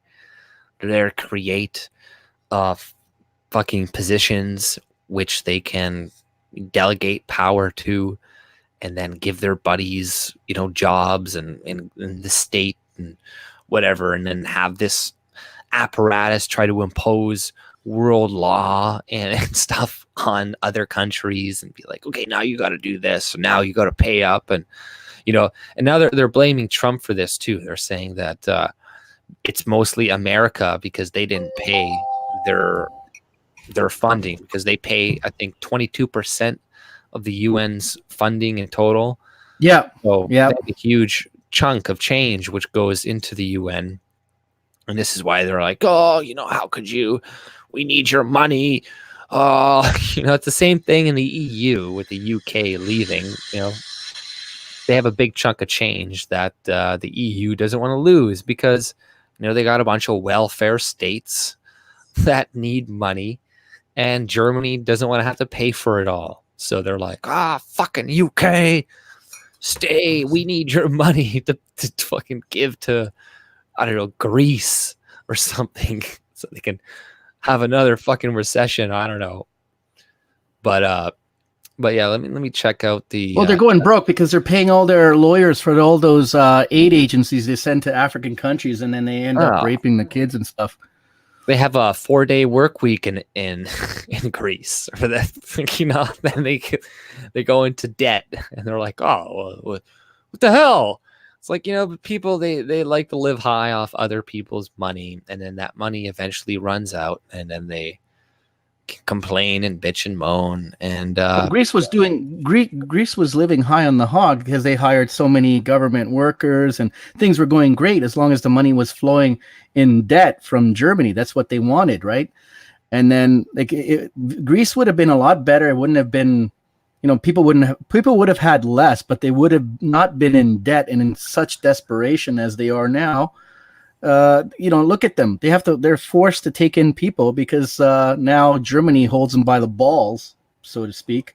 Spartans, man, fucking Spartans, holding them by the balls because now they owe Germans money. It's like, when I heard that Croatia, for the longest time did not want to be a part of the EU, and then we got some new PM that and a woman. And, now, we've signed on to be a part of the, EU, which is fucking retarded. It's just going to fuck things up even more because we're not a very strong economic country. We're more of a tourist country. We're manufacturing. So it's another country that's going to be doomed unless she pulls back. Right. Yeah, we're giving a lot of money to the UN. We gave the amount that they've asked us to give, but that's because Trudeau and Scheer and all that, they want that Security Council position or something. I don't know what that gives you, what you can, why they want it so bad, but they want the cheese, they want the money, right? And it's unnecessary, right? We don't need a massive body to dictate our lives. We don't need that. Let's have more local governments. That is what is going to work better for people. That's what's going to be better. Not these massive bureaucracies that live in other countries trying to make decisions for you and your family. That obviously is not going to work. I think most people can agree with that. Most logical, sane people, you just explain to them, it's like, hey, do you think somebody living 1,000, 2,000 miles away from you is going to know better how to, or what problems are going on in your city better than you in your community? Are they going to have solutions? Maybe, I'm not saying that's impossible. Like somebody a couple thousand miles away could have a good solution to your problem. That's you gotta find. Yeah. Sorry, you got a $5 from Sanko. He wants you to check out his post of an article. Okay, one sec. Thanks, Sanko. Yeah, because I got my other thing up, so it does. I don't think it shows the donations on StreamYards. No, but it shows up in the chat, and it's like a countdown because it goes from light green to dark green or bright green. I don't know, whatever. I don't see it. Okay, there it is. Okay, there it is. Okay. Post the unpedo trafficking article UN. on all the UN trafficking article on all CBC articles that promote the UN, the child trafficking done by the UN. Yeah, right. There's lots of child trafficking being done by the UN and their, so-called workers. And thank you for the donation, though, man. I really appreciate that. Thanks again, man. Snap out of it, AJ. I don't know, snap out of what? But here, one sec. I gotta refresh the page. I haven't had a cigarette in like 6 days, and then Linda's there saying she had a cigarette with there was a skunk, and now I want to have one. Oh, I'm sorry. Hmm. Yeah, no, but no, that's okay. It's not no one's fault. I'm just like, it's funny. Don't. Yeah, so this is why Trudeau is their little puppet. This is why he's like, hey, he's being primed for a job at the UN. I'm telling you, if once his terms are done. I had a discussion with Chris today. We went for a walk. We talked about what's the likelihood of the election. And we both kind of agreed that the Liberals are going to win, and he's thinking minority. I'm thinking majority, just based on the optics. Visually what I see around me, and when I talk to people, I've been talking to neighbors. I've been trying to convince them, hey, don't vote Liberal, right? Fuck it. Vote anybody but Liberal. Yeah, I think people need another 4 years of Trudeau to fucking really understand hell. It's right. I'm a pothead in denial. Possibly. But no, I think I think Trudeau is probably going to get a majority, maybe even a minority, or maybe a minority, but just because of a lot of the different loosen regulations around voting and allowing expats to vote, and there's a bunch of other things where he seems to be stacking his options pretty well, and the Conservatives are really weak in a lot of ways, so that's not gonna get anybody. They're playing a very safe game, right? Too safe. They don't want to ruffle any feathers. They want to stay milk toast as much as possible to try to appeal to as many people as possible, and maybe that will work for them. I don't know, but I'm under the impression that Trudeau is going to win, and even if Scheer did win, what was his policy? What did he say about immigration? I have a couple clips about Scheer. When he's talking about immigration during the debate, and also when he's being asked about, the press freedom or whatever, right? Of Andrew Lawton, and he's asking him like, so what are you gonna, do you think we should, do you agree with Trudeau banning me from, covering him? And he wouldn't answer the question. He was like, oh well, that's up to Trudeau's debate commissioner and whatever, and that's up to him. He's like, but what would you do the same thing to me? And he just wouldn't answer the question. Well, like, can't you just say, no, I would allow media to attend my fucking things? And that guy's even accredited media, which these people really love. So he even said, like, he's accredited media too. But this isn't that clip. This is the one with immigration, but I'll show the one with the other clip afterwards. But this is during the debate, and so we're worried about Trudeau. Yeah, we should be worried, but this guy, all he gives a shit about is business, and his whole mantra is we're going to set immigration to what is right for the prosperity or something of Canada. So it's like, no, you shouldn't be looking at it that way. Because, it's like maybe mass immigration would be good for the GDP or something, but that's going to completely replace the country of its people and shit. But he doesn't give a shit. It's all about the bottom line. Let's see here. Oh, okay, it's pretty low. Let me turn that up a little bit. See, but these are just neocon. Well, I don't know how much he probably is a neocon, but So I think in a lot of ways this topic has become a little bit of a red herring. There are those who say the number of immigrants a red herring. I don't understand that. is too high, and some have even made rash promises to reduce it without considering the economic impact. Similarly, see, he's like, so some people have even made rash without considering the economic impact. Well, fuck the economic impact. You know, sorry, seriously, if they're like, yeah, but if we reduce it to 150,000, then you're gonna have some hard times, and it's like, oh well, I guess we're gonna have to go through some hard times, and but I'd rather that than be living in Somalia or China. You know, I'd rather that, and we were doing just fine before. I think we'll be just fine after. There are those who say the number is too low and have set high targets without adequate integration services in place. In both cases, political purposes trump economic and social reality.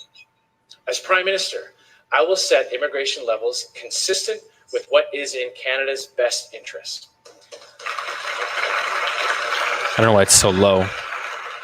It's not in Canada's best interest. Whose interest is it in? It's big corporations who have empty, hollow legs and who just basically want, propagating consumers, the never-ending climbing of profits for their fucking curtain investors.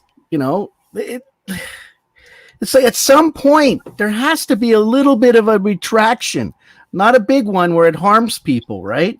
But a little bit, because because if we don't have these small retractions, when the big one happens, that's the one where everybody gets fucked. Yeah, right? yeah, right. That's the thing. You want to do it in incremental stages. You don't want to do everything in a huge, big, okay, now everything changes really quickly, right? Which is what you're saying, right? Right. A little bit of a slowdown is not how it teaches people a little bit of, pull back on your spending habits and, try to maintain give yourselves an opportunity to have a savings, but you can't even do that because the cost of shit's going through the roof. The properties are how long everybody's been, I remember my friend didn't buy a house and I said, it's time to get into a house. Fuck it, Fred. It's going to blow. The market's going to blow. It's got to blow. And it never blows.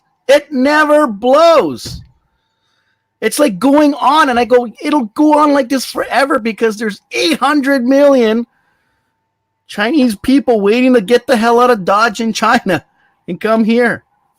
Right? Which is funny because they come here and then they want to live like they live over there, but they hate being over there. Right, but I just don't like Scheer because he doesn't. He's very much a politician.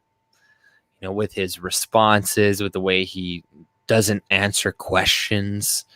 Because that's the thing. They're afraid to offend someone. And if you're so afraid of offending anyone, you really have. That's why at that debate, beside,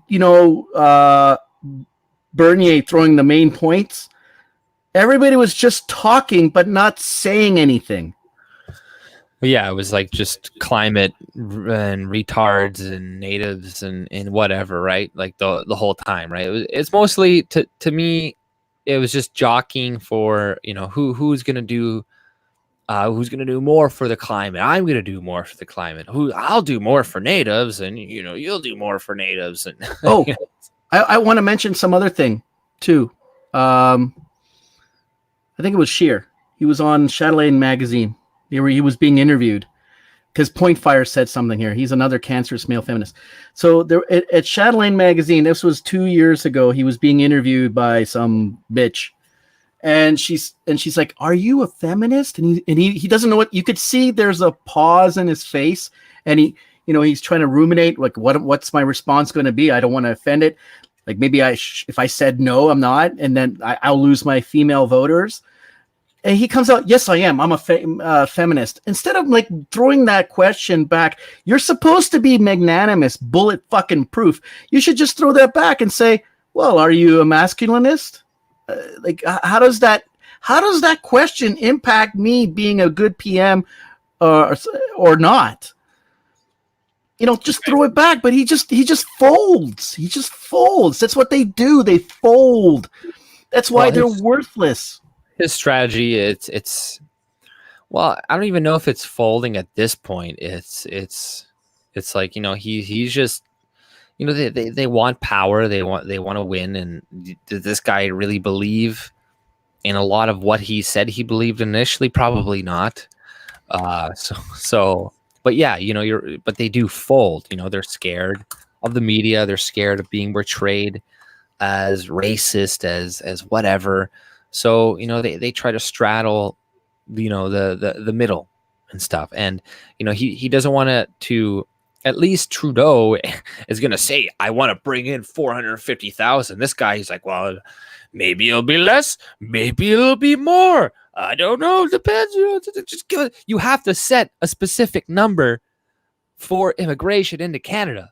He's like, oh, I don't want to play politics with it. And I don't want to, you know, no, yes, play politics with it. We want to know what your immigration rates are going to be. Maybe if you came out and said it, maybe if you set it to 100,000 and that's what you really wanted to do, you would win the fucking election. But you're a pussy, and you know, you don't want to do that. So, and it also comes. I'll show the other clip with Layton or Andrew Lawton. You know, the other thing that bothers me, none of them mention, they always hover around that glory hole at 350K when we've had, now I think people are starting to wake up to the fact it's like fucking million, right? Like the news is being spread like wildfire. Like you can't deny now there's talk about, you know, Trudeau having possible affiliations with this woman, and he's trying to now, like the National Post has been shut down. I've been trying to look into that and find evidence of it. And, you know, now they're talking about possibly that the Trudeau team is trying to get in contact and put a non-disclosure agreement on that particular woman, right? Like, well, the things that we never find out. And, you know, but it's out there. The information is out there. And the information of how many people are coming in, it's like 1 million people. The rebel media talked about this as much as they're like Israeli dregs, but they talked about this, and they have like 2 million viewers. So people are aware, and yet they still keep pretending. They still keep pushing this. Well, you know, it's like 350K. Good God, man! Like, we're not dumb. Stop insulting our intelligence. Right. Yeah. Exactly. You know, and you know, right. You know, is Ezra Levant, you know, they're Israel, you know, shills in a lot of ways, but it's still better than CBC. And yeah, no, I agree. It's funny. It's funny when they got caught collecting petitions for almost everything and then sending that money to his Israeli buddies.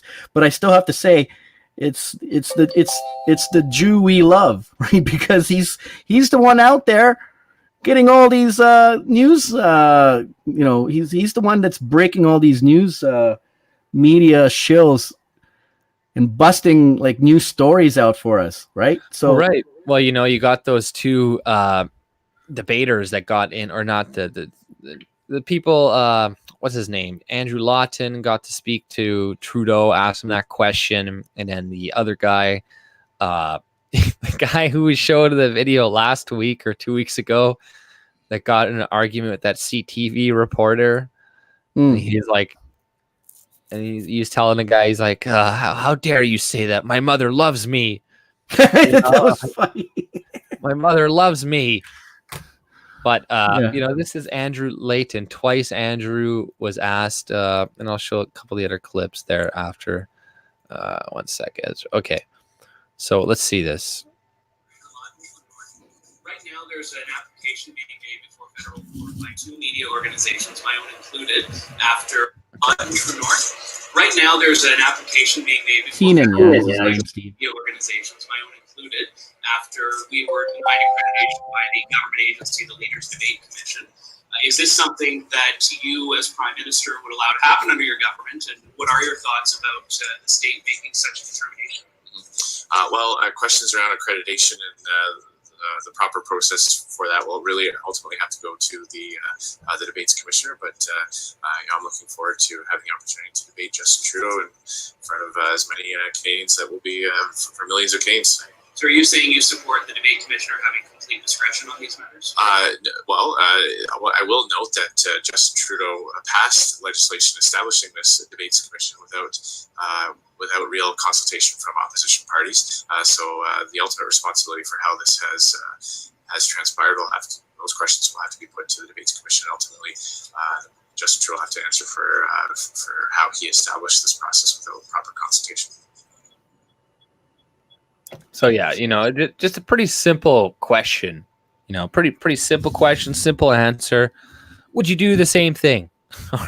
do you support what Trudeau did by banning the guy who's asking you the question from covering him? But he's not going to give a direct answer because he wants to do the same thing, or he's going to do the same thing. So, he doesn't want to have to condemn it and then look like he's got egg on his face by people saying later on, well, you condemned it, and blah, blah, blah. But, it's because he's intending to block probably those reporters like he did to, I think it was the Rebel Media a little while ago, where he was blocking, I think, them from entering one of the events, Andrew Scheer, or who was it? I can't remember. Menzies? Well, Menzies, right? Yeah. That whole Menzies thing. Yeah, So, where they body checked him into a wall. Right, and then all these conservatives shills were like, he was standing in front of a bus and creating a ruckus, and he deserved it.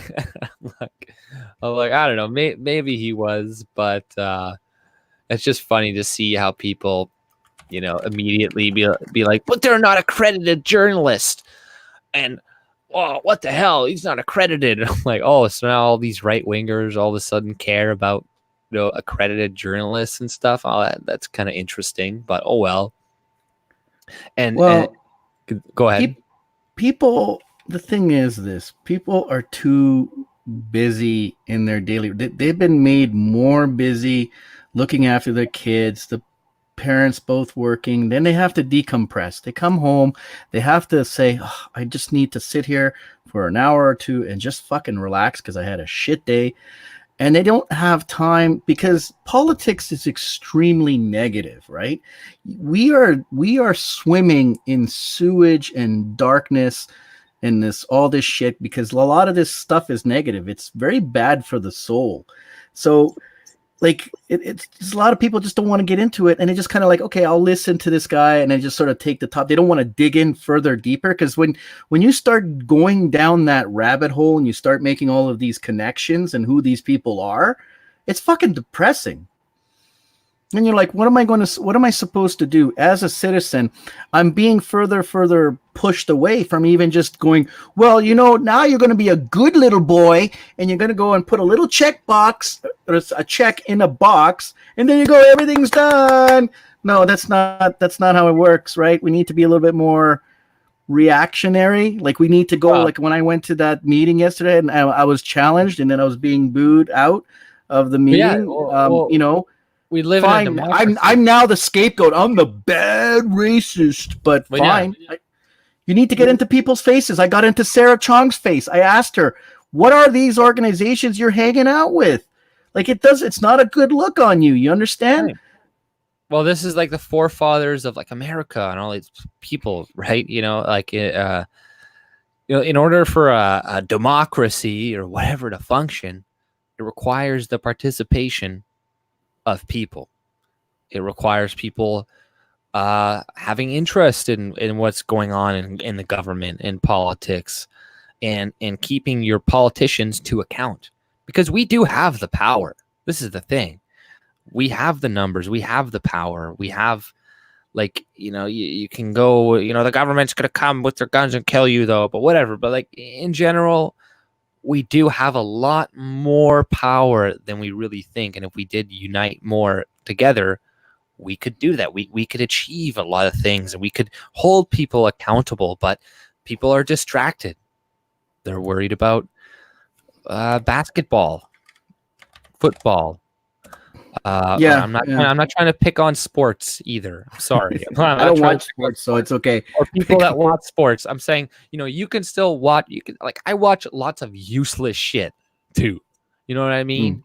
Doesn't add anything, but it doesn't mean, like, and you can watch some stuff. You don't have to be serious all the time and only ever consume things that are super important. It's okay to decompress and stuff. But if you completely step away from engaging in politics, right? Maybe you don't need to go out and vote, but engaging in the political sphere, as in engaging with human beings. That's what the political sphere, that's what politics is. It's the engagement between me and you and the rest of the population. And trying to do that through politics. Politics is always going to exist, and if you don't participate in it, then other people are going to rule your life, and that's just the reality of it. So if you don't take an interest, if you don't try to do it, then you're going to have zero say in what happens in your life. But at least if you do know what's going on, then maybe you can mobilize a defense against what you see is coming. Maybe you can wake people up. In America under George Bush, the second, he was going to pass a massive amnesty bill, right? Massive one. It was going to give millions of Mexicans citizenship. But you know what? A bunch of conservative radio hosts and stuff started warning the whole fucking country, and all these people were going to vote on it. And, people started calling their senators and being like, no, what the fuck are you going to do? And they didn't vote on it. Right. So it's like if that didn't happen, if those conservative pundits didn't say anything, there would be millions of new citizens that would have amnesty in America right now. And the problem would be even worse than it is. And, that required people to pay attention, to see what's going on in politics, and to take action when something needed to be done.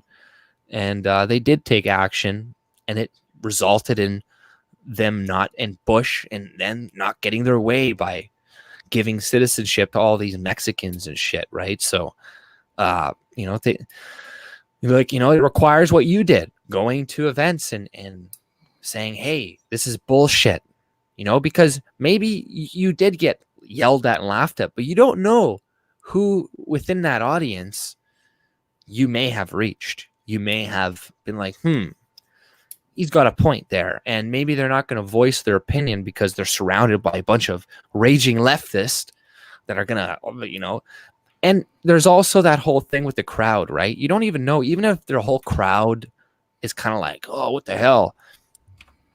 They're all everybody's kind of sheepish, and it could take a few people that are very loud and vocal to start to get other people to be kind of like, this is what I'm supposed to think, right? Yeah. But it takes that one person to come out and say, no, this is bullshit. This is wrong. We need to do things differently. Enough with this. This is why they want to drown out other people. They want to deplatform people with different ideas, because they don't want them to hear those ideas. It's just keep it silent. Only listen to what I tell you to do. Only listen to what I have to say. I don't want to give you more options. But, and then by you coming out there and saying some shit, then, now somebody finally has something else, because all they're ever hearing is the narrative from the left that you only have these two options. And then finally somebody comes along and says, no, there's a third option. I agree with you. I mean, but the being in groups is highly contagious, right? You don't want to be ostracized. Chinese places, then. Huh? Well, I find, what's really interesting. Sometimes I red pill some Chinese. Jeremy is one of them. Jeremy Lin is one of those individuals, right?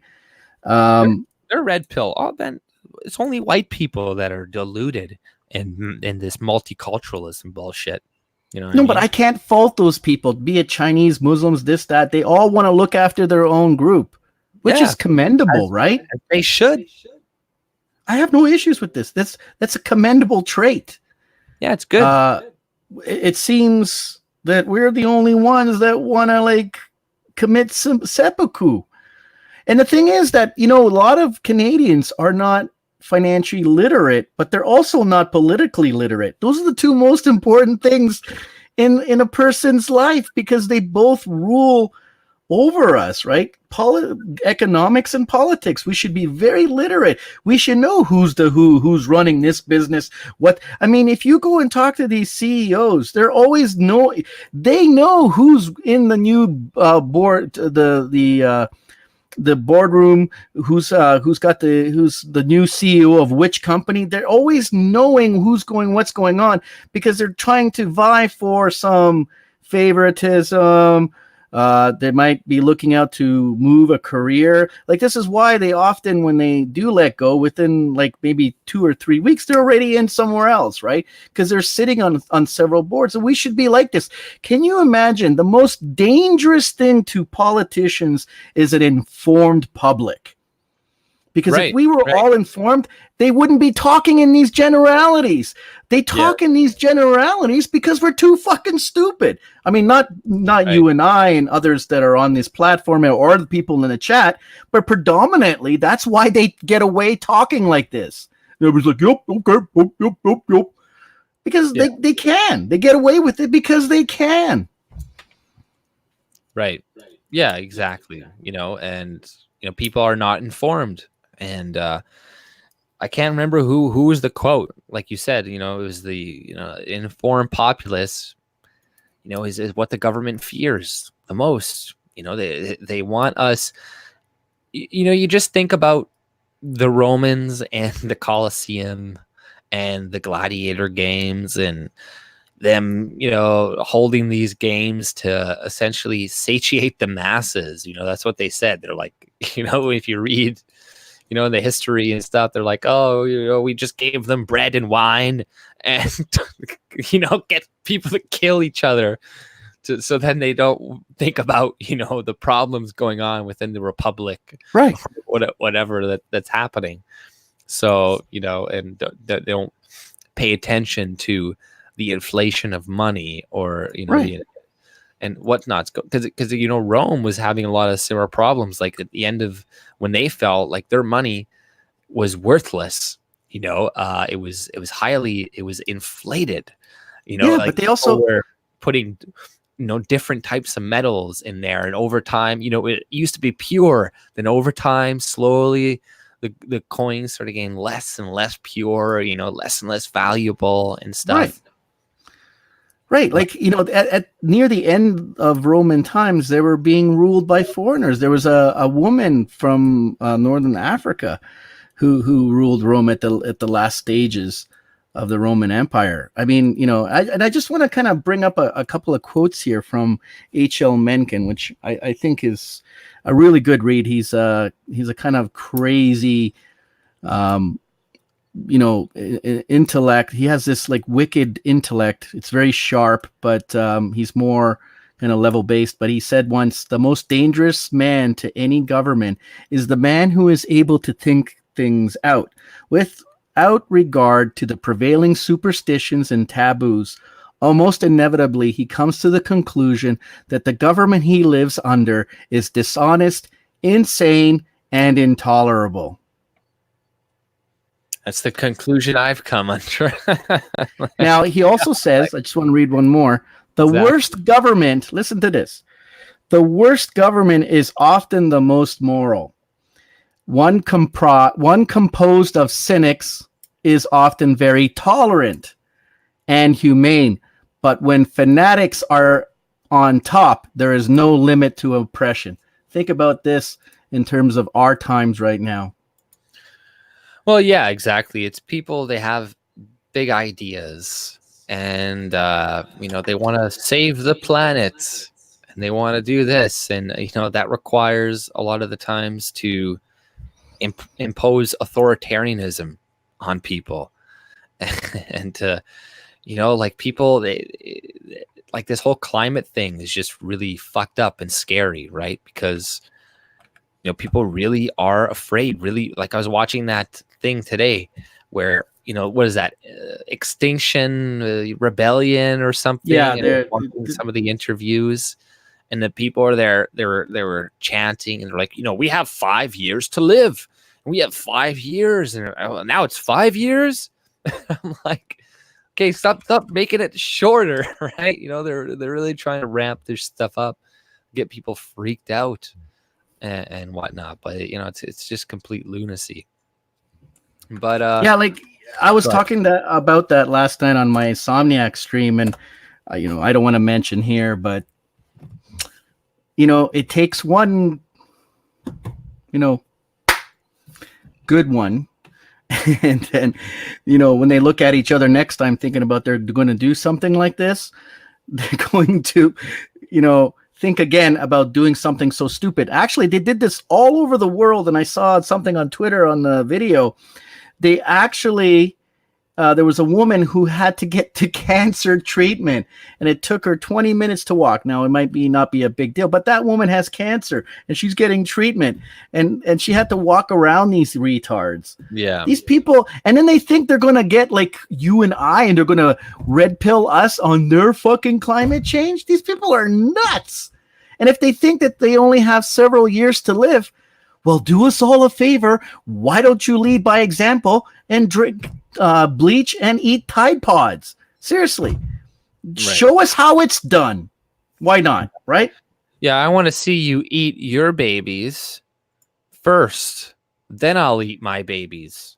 But until you do that, I'm not eating a baby. Or a dead relative.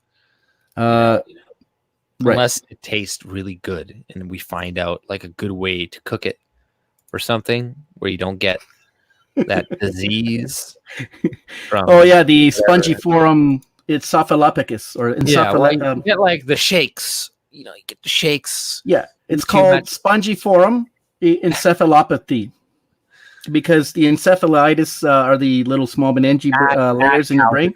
Disease. Huh? Just mad cow disease. That's what it is, right? It creates holes in your layers of your brain. I just sent you a link. I don't know if you want to play it quickly. It was from one of our commenters, Sven. It's kind of funny. This is the link where he gave you the $5. No, it wasn't Sven. It was it was Sven, but it's a one where the magazine writer is asking Cher if he's a feminist. I don't know if you want to play that. Where did you I put it? Sorry, I put it in the chat. I could give it to you on Telegram as well. Oh, you put it in the chat, or like in the private chat? Yeah, I'll just put it here in your Telegram. I gave it to you in your Telegram as well. Oh, okay. All right. Yeah, I'll check that out there on Telegram. Let's see here. I'm gonna open that up. Dino, no God save the Queen. Fuck the Queen. Okay, well, while I'm looking for that, I'm going to play this video, and I'll play that one afterwards. But this was pretty funny. I don't know if you heard about this, but this woman, Judy or something, liberal candidate, was making up excuses for Trudeau's blackface to this black woman. It's pretty funny. Just look at the black woman's face when she makes up. But it's okay now, right? It's okay to be racist. Right. Like you said in your earlier video today, which was perfect. It's know, right? Being racist is good. Well, it's okay, right? But this woman, she's essentially making excuses for it. But I just like the look on this black woman's face when she said it. She was just kind of like, she like looked at the camera person or something. Hold on. And speaking about our prime minister. The federal Liberals right now, even though we have a bit of a controversy on our hands, and maybe you can choose to speak to that, especially being a representative of a community which is so visible, which is filled with visible minorities.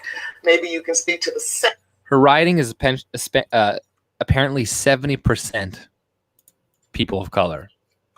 Oh, wow. Where would that be? I'd like to know. But you see, there's only 13% of them in here.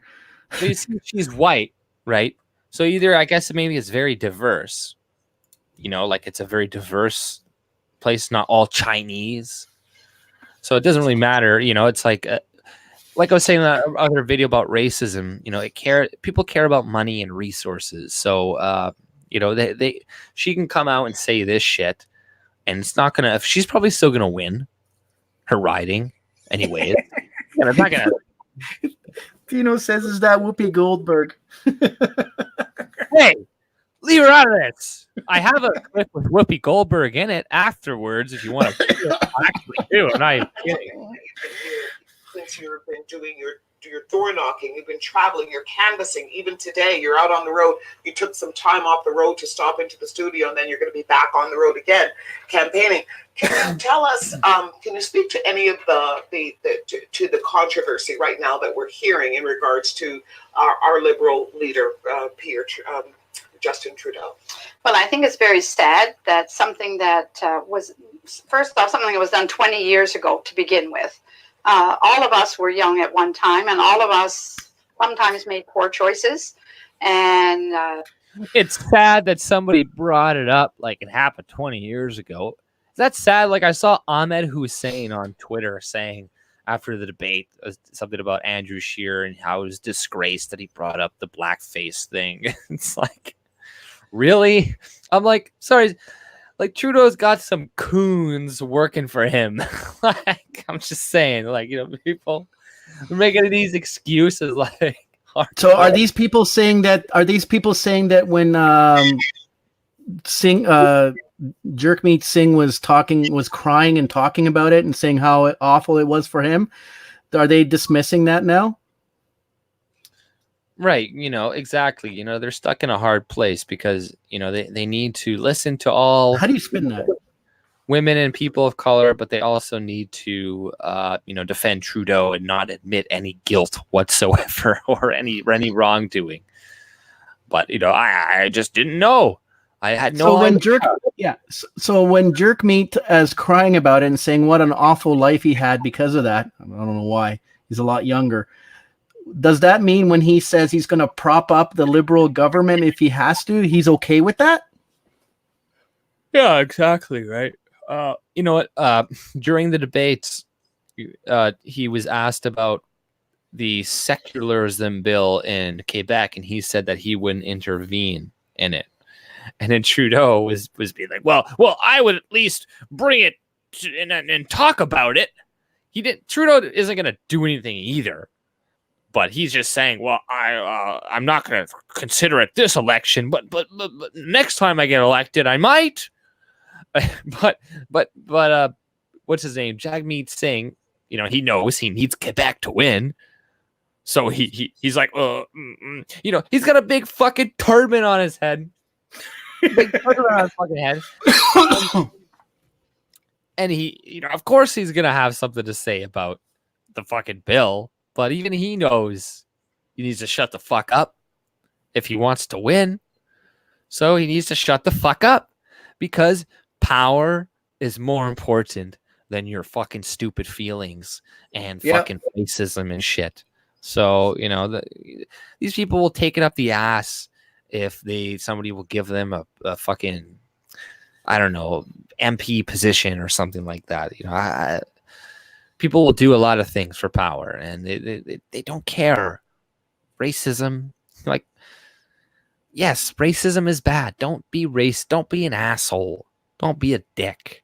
But if you can't handle, if you're like crying and shit because of blackface or whatever, there's something wrong with you. But did things that may not be appropriate in today's world. But let me tell you that in knocking on doors and being in the plazas and talking to people to make sure that I'm as sensitive as I need to be if I've missed something. And those in the Black community have told me that how much more love they have for the Prime Minister. That he wanted to have a Black, he took great pride in that. And that is these people are nuts. Yeah, that have blown into something that it shouldn't be. That they are very supportive, and they're actually. Oh, the media blew it into something it wasn't supposed to be. Yeah, Trudeau. They knew that he was just trying to, show them respect for their culture, and he, like, and the media is the one who spun it, right? But I'm sure a lot of people do believe something like that. Probably a lot of the white liberals, though. But but a lot, like, people are not stupid though. Like, they don't care about stupid shit like that. It's all about voting in people who will do things that they want. They're looking for finding more ways that they can show how much they support and love the Prime Minister. It's good to hear that. It doesn't appear that you've suffered any of it in the polls. The latest, but see, she heard that kind of racist thing she kind of said. She's not tearing up. She's fine. She's okay. She's got like massive tits too. I'm sorry, I just had to mention that. On the top half or voters on a whole. So there's clearly some sort of trust there that the Prime Minister has been able to instill in. They're massive. But yeah, right. Making excuses for people, this and that. But where's he was seen today? Wasn't he seen today with a couple of little girls, black girls? He was in the school, and he was. Yeah. I have that clip too. Play that, man. Please play. That's just class. And he's the sheer. What's the word I can use? Just it's cute. It's fakery, phoniness. It's funny. It's hilarious, and like, two little kids are adorable. It's like, I never met a human that could shit out of his mouth, but Trudeau does it well. It was funny. It's funny, but here's a clip that I'll show. The one from Psycho there, one sec. You're gonna do that to me. You're gonna do that to me. Okay, I have to refresh the page. Okay, stupid there we Twitter. go. Look at this. Yeah, well, it works, and then if you just wait for too long, or you keep. All right. Question: why did you paint your face brown? It was something I shouldn't have done because it hurt people. It's not something that you should do, and that is something that I learned. What's this next question? Yeah, but I know it now, and I'm sorry I hurt people.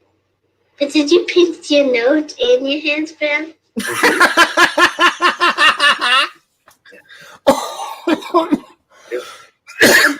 you want to stand up and ask a question? I just love it. Why did you paint your face brown?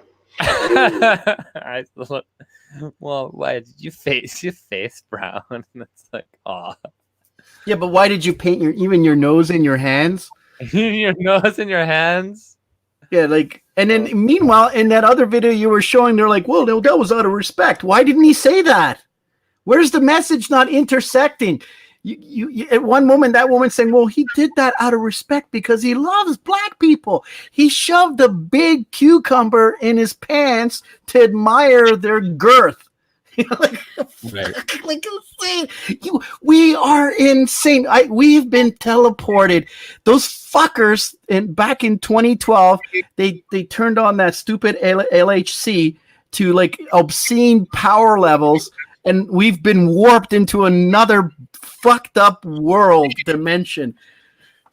Oh, this is bizarre. Anyways, this one's a good one. All right, let's see. I think it's the one. Hopefully Sven found it. You are pro-life. You don't want to reopen the abortion debate. There are deeply held positions on these issues. I think to have a political party to be the agent of change on this at this point, it's not the right way to go. Are you feminist? Absolutely. What do you mean by that? I think the core of that is that to recognize the fundamental equality between men and women, and nothing that should be closed to women by virtue of the fact that they are women, and that there has to be this lens of public policy that realizes that. And my wife is the most upset when someone got to where they are, not because they deserved it, but just because they tick the box, the demographic box. The Conservative Party, we've had first female president, Ronna Ambrose, their talents and excitement. Ronna Ambrose, that fucking, if you consider her a conservative, then, there's something seriously wrong with the Conservative Party, because she's fucking terrible. Yeah. What was that other woman? Wasn't that blonde woman a conservative too? The one, Belinda Stronach? No, The one that walked the floor? no, some other blonde woman that was the first prime minister of Canada, right? You know, that the woman prime minister, Kimberly. Yeah, Kim yeah. Campbell. Kim Campbell. Yeah, that dumb whore. Yeah, she's the one speaking for more immigration now. Right. She came out a couple of days ago. But speaking of Whoopi Goldberg here, so I want to get a couple clips out. I want to try to end it probably around 11 or something, a little bit after that. But, you know, this is, you know, about whole Syria thing in America. And I think most people here probably agree with Trump pulling out of Syria. And, you know, if the media on both sides, on the right and the left, are both freaking out about something, then it's a really good thing. Then it's something that you need to do for sure, because, you know, like when you got Fox News, when you got Lindsey Graham, and you got Ben Shapiro, then you got all of the leftist socialists, and even Antifa is condemning this, and they're like, wait, aren't you guys supposed to be anarchists? But wait, you want massive intervention of one state into another? Well, they were going to set up their anarchy state, you know, and there are photos of anarchy people, our anarchists, training with the Kurds or with like jihadists and stuff, right? They're getting like training from these people. But, you know, this is a clip from, you know, here come the neocons. This bitch's father is dead, thankfully. Hopefully he suffered when he died. But Meghan McCain calls Republicans who support ending American support of Kurdish forces in Syria feckless, unpatriotic cowards. You know, it's like, shut the fuck up, you stupid bitch. Send your kids to war. Right, exactly. I was just going to say that. Send yourself. You know, send your fat fucking ass to war if you can even pass the fucking physical test, which you most likely cannot. But I'm gonna go. You're a coward. What are you talking about? You wouldn't even be eligible to fucking fight, you stupid bitch. Your kids, you know, all these people. This is terrible. Oh, well, are you gonna send your children to go die? Oh no, that's okay. We'll just send the poor white and black people to go fucking die in your fucking wars, for fuck's sakes. You're like, fuck these stupid people, man. It just frustrates me when they use this type of fucking language. But I've been so mad this morning and so upset about this news that we are abandoning our like suck my dick, you big titted whore. allies in the Middle East. These are allies of ours that So why are you doing American this? soldiers are still continuing to fight alongside. All we did can't handle the feminine power. It's overloading. I gotta refresh it. Yeah, it's exactly. Can't handle her stupidity. That's what it is. Or maybe this clip is just fucked. I'm so upset about this news that we are Well, whatever. She's gonna rail about how we're cowards. I cannot believe this is where we're at. Oh, do people clap to that? You cowards, feckless, unpatriotic cowards. I cannot nice acting too, right? believe this is where we're at. Diplomatic line. I cannot believe this is where we're at. And I cannot believe this is what message is this sending to our allies who have fought alongside us and to our American troops who have fought and died. If I was an American trooper, we'd storm that place there, put a fucking parachute on her, put her on a plane, drop her over the area, and say goodbye, have fun, go, do your patriotic duty. Well, you whore. Well, look at all these liberals clapping in the background. Yeah. It's like, okay, do as I say, not as I do. Aren't you guys supposed to be anti-war? Like, what the fuck? But all of a sudden, you know, just because Trump is doing it. Hey, man, he has not even started a war yet. Obama is the one who fucked up Syria, who started the conflict in Syria. Didn't he also promise he was going to pull out the troops and he never did? Like, Libya's fucked up. because of Obama. Syria's fucked up because of Obama. Trump hasn't even started wars now. Now even Israel is like they're mad with Trump apparently because of this. And you're like, good. If all these people are mad at you, then that's a great thing. You know, then you're doing the right thing. That's all you need. That's the only rule you need to know is that if the media dislikes it on both sides, and if Israel dislikes it, then you should probably support it. You know, it's like, well, no, nobody wants war. The Americans actually, contrary to wide belief, Americans don't want war. If it's not in their best interest or defense, they're not interested in it. They just keep getting involved in it. And, you know, to Maiden's point too, Trump is right. He should be pulling them out. Enough of this war bullshit. How long are they going to be there? They've been there for like fucking decades, starting from the Iraq war. Yeah. And, you know, like these idiots, these people are very quick to immediately jump on the gun, but they never sacrifice their own. And we know better, don't we, that they are the true cowards. Anyone calling a soldier a coward is the biggest coward themselves, and they look like a fool. But like I said, they should storm there and then put the soldiers should put a parachute on her, take her on the plane, and drop her over the area. You go, do your patriotic duty. She'd be pissing her pants. She'd be, don't do it to me, man. You want to be patriotic, right? Here you go. You said it on camera, on national TV. Do your duty. Do your patriotic duty. But I'm a woman. You can't do that. Right. Bullshit. You know, it's just, it's bullshit. And, I'm sick of these neocons. And I got another one from Pat Robertson saying that Trump would not be permitted into heaven if he pulls out of Syria. Like these fucking war hawks, they're ridiculous. Oh, sorry. One sec. No, these people are so keen on war, but they've never themselves been in one. Like ever. They've never probably even held a gun. And they're always the first ones to preach about it.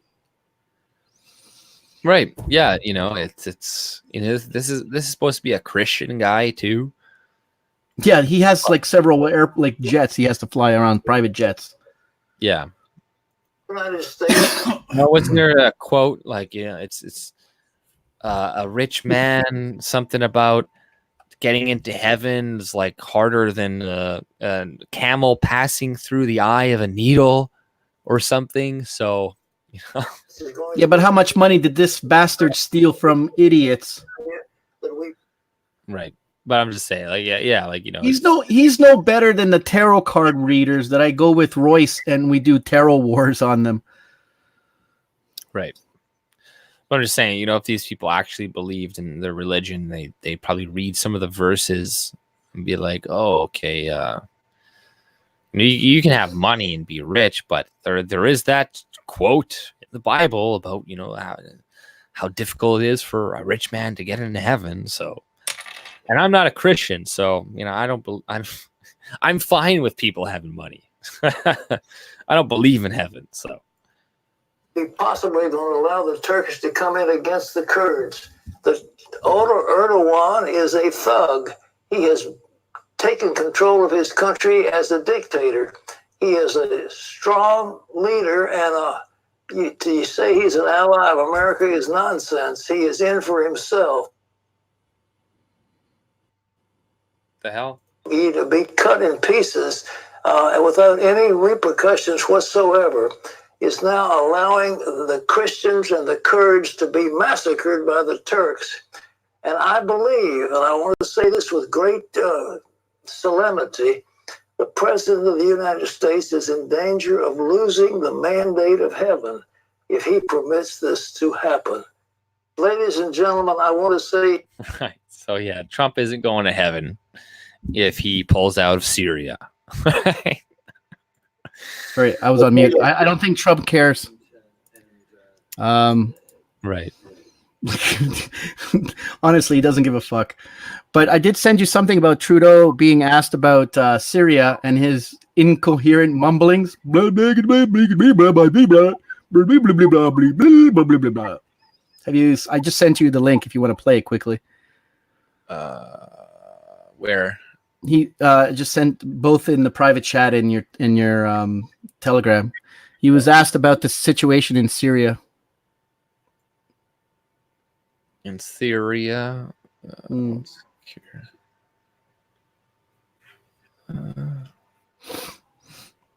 Okay. Hold on a second. It's just playing. I had to pause it. Is he playing with himself with his arms there? What's he doing? Yeah, he is.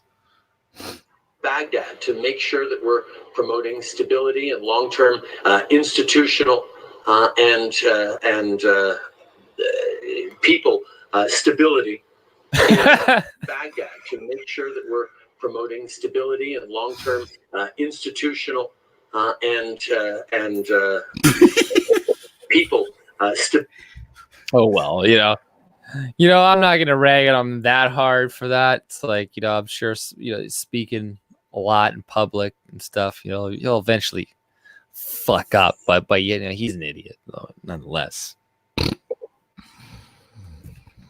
The dumb guy, but what are you gonna do with Trudeau? I guess I got maybe one more quick thing to maybe cover because I want to kind of wrap it up here because it's getting a little bit late.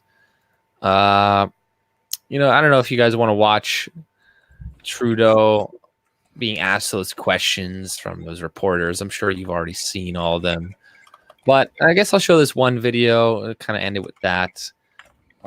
This Asian guy in Australia. And see, this is the type of immigrant that I want in Canada, or that I would prefer to have, at the very least. Not say I want to import all these people, but if we're gonna have some immigrants here, this is the type that I want. Somebody that thinks like this Asian guy right here. But I'll play the video and I'll explain. You immigrate to a place, you should respect the culture and try to assimilate, and not try to take over by flying your own flag and forcing your own culture onto others. See, he even sounds Australian. So I think the best thing they could do is take their flag down and try to feel what it's like to live Australia. So we're here in Melbourne CBD where the local Vietnamese community are taking a stand against the Communist Chinese Party. Now this comes only days after Box Hill Police Station raised the Chinese Communist flag above their police station. So I'm going to ask a couple of the people here how they feel, what that message sends to China. It's not surprising. Box Hill has been colonized by Chinese people. Really? Yeah. A huge majority of immigrants have been moving into Box Hill, and they have been hosting pro-PRC activities in Box Hill. So I'm not surprised that they are raising the flag. See, he's saying they're colonizing it. He's like, yes, Chinese people, they're colonizing Box Hill. They're colonizing it. Yeah. It's like, yes, they are. Fucking woke, right? Community. The Chinese have involved too much into Australian politics. So we have to protect our country as well. This outrageous. How the Box Hill police haven't thought about all the Hong Kong people, all the Tibetans, and all. It's a shame on Box Hill police station. You don't like the Communist Party? So do you think we should fly their flag in Australia? Do you think Victoria Police should fly their flag? China want to dominate Australia too. I am against it. I think there may be some corruptions there. I think it's very strange.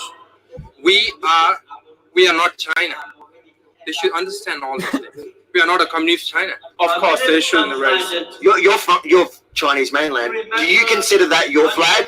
I do not consider my flag. My flag is over there. Which flag's that?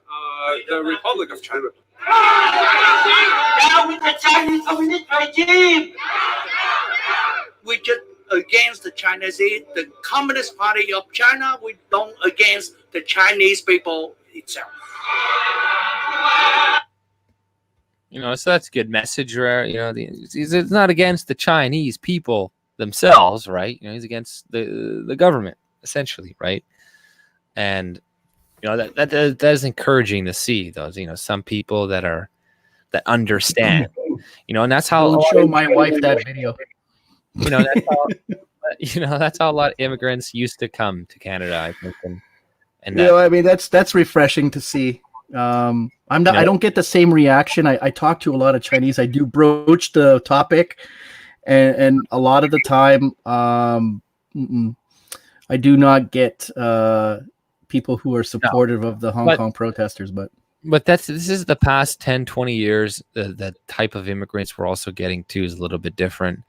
And for a while, like when people used to come to Canada, when they used to come to America and stuff, they'd be like, okay, I'm coming and I'm going to learn the language and I'm not going to speak my language at home. And we're going to integrate. I'm going to watch football and baseball. And, you know, like you saw that last Asian guy, he's like, you know, like the Chinese are coming and taking over, you know, we need to, you know, stand up to them, etc. Right? And yeah, that's what that's what I basically talk about a lot of the time. But really interesting too, because Xi's starting to lose grasp of the situation there, because he's now instituted the camera systems he's now implemented the new AI and algorithms to actually read facial features within I think it's like 2 seconds and register all these people for them to use the internet. Well, now they won't let you use your phone unless you scan your face, like the internet on your phone. Yeah. But now Chinese people, they have these face scanner things that go over their face and projects a face over their face. Yeah. I'm like, that's pretty cool. See, you know, it's an arms race, you know, come up to combat that stuff, right? Yeah. But it's interesting, you know, so you know, they're going to be trying to implement stuff like that here, and it's happening in China. So we should observe what they're doing to combat it to some extent. But obviously, the people that want to implement that here are also going to be observing what is going on in China, and they're going to try to, you know, fix some of the things that didn't work so well in China and maybe reintroduce it in a slightly different manner. But I think I want to end it here. I don't want to push it to 3 hours or anything. It's getting pretty late. I got to wake up kind of early in the morning. But, you know, thanks everybody for joining the stream. I really appreciate it. Everybody hit the like button, subscribe if you haven't already, share. You know, that really helps the channel. It helps the channel grow, especially considering a lot of, you know, like we even saw today with YouTube, political content is being, you know, throttled. And, you know, that makes sense why my couple last videos I made that had a lot of political titles and shit in there didn't get as much views and stuff. But, you know, also for probably, you know, other reasons too. But, you know, sharing helps. I appreciate that. And liking, subscribing, all that crap. So but go ahead. Yeah. Could I get a word in too when you're done with your closing? Go ahead.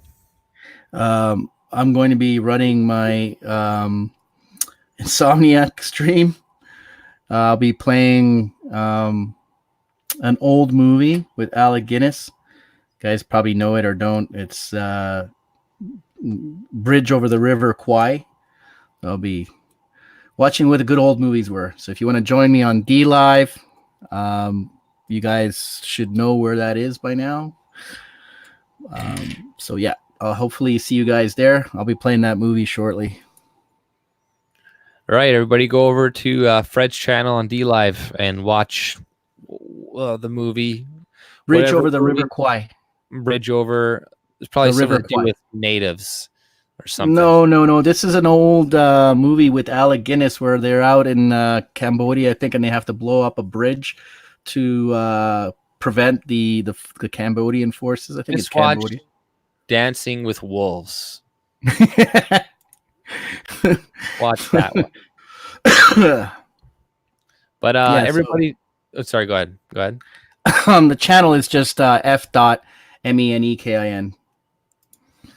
So when you search me, that's where you're gonna find me. Yeah. Well, maybe put it in the thing there. You know, try to keep your names the same too, because, you know, people may not forget. They may forget that shit. It's hard because I sometimes but you know, hopefully, you should also move. You know, just in case. Red Ice was hit too, the same way I was, It's getting ridiculous now. Yeah, it's gonna get worse. That's for sure.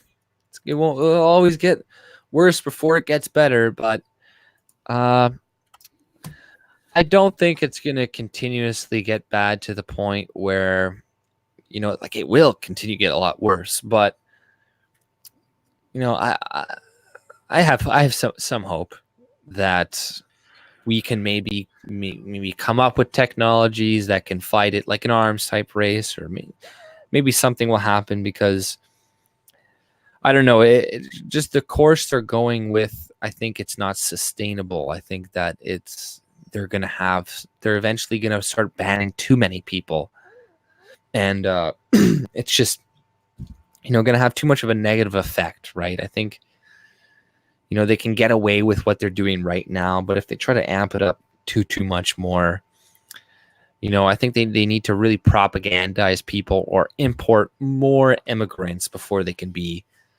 more bold. They gotta wait a little bit longer, maybe, but Well, we'll I do see. like your positivity. Like that's refreshing. But that's all I have. That's all we have, man. Honestly, like, it's not that I'm like super optimistic, right? I'm not really optimistic. I don't have any hopes about anything, to be honest. Like, I'm pretty level on a lot of shit, because I don't have any expectations, because I grew up in life understanding that if you have a lot of these, people tell you things. Oh, I'm gonna do this, and we're gonna go to Disney World or something.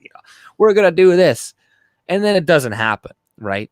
And you get all these. You're like, oh, I'm gonna get really excited, and then it doesn't happen.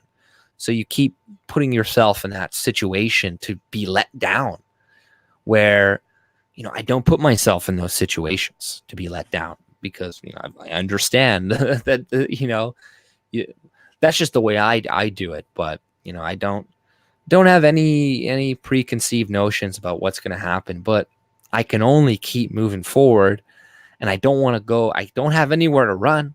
I can't go to Croatia. I can't go. Yeah, you can. You can. Viktor Orban is inviting all white people to his country. Well, I'm not. If we have to run, I'm not going to Croatia. You know what I mean? But if you have to run, you have a place to run. I'm not going to Croatia, right? Fine, go to Hungary.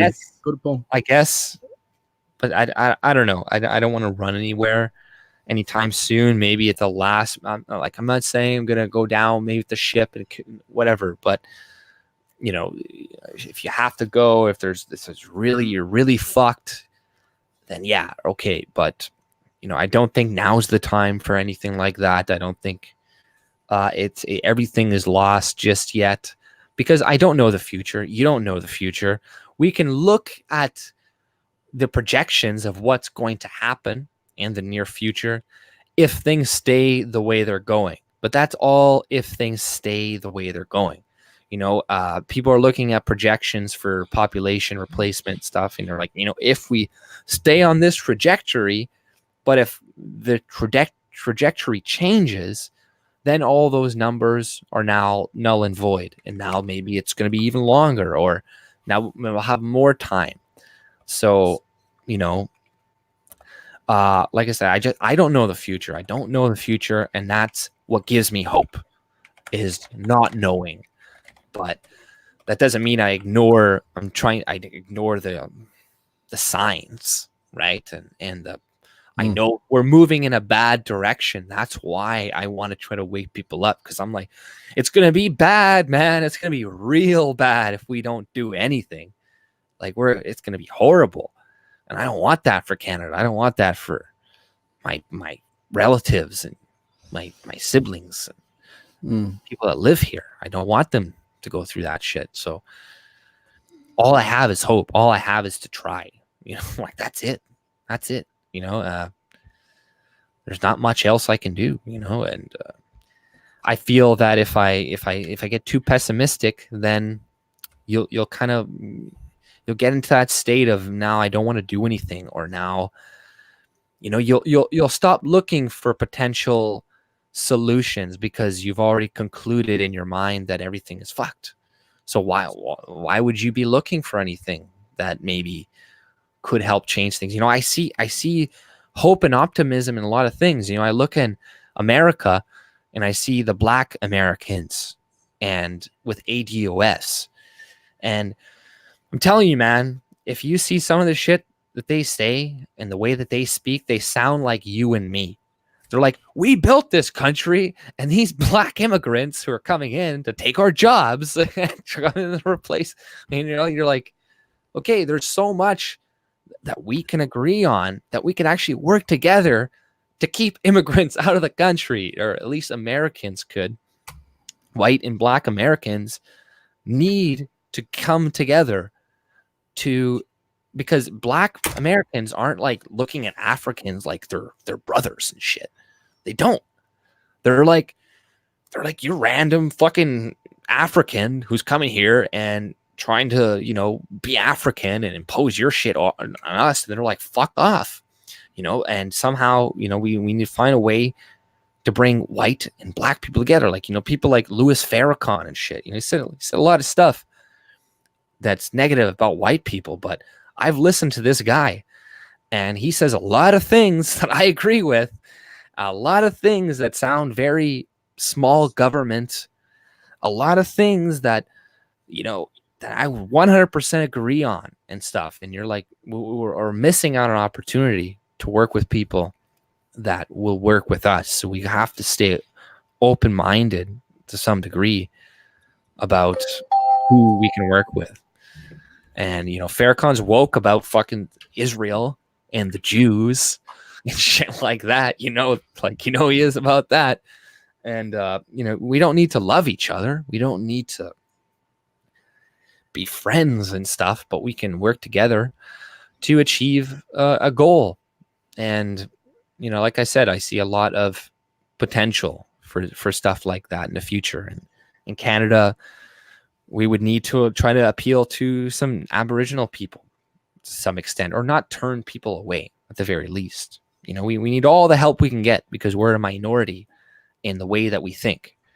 So if you got a Black guy that says like, I'm based and I want to fucking reduce immigration and cut it to whatever, then welcome aboard, man.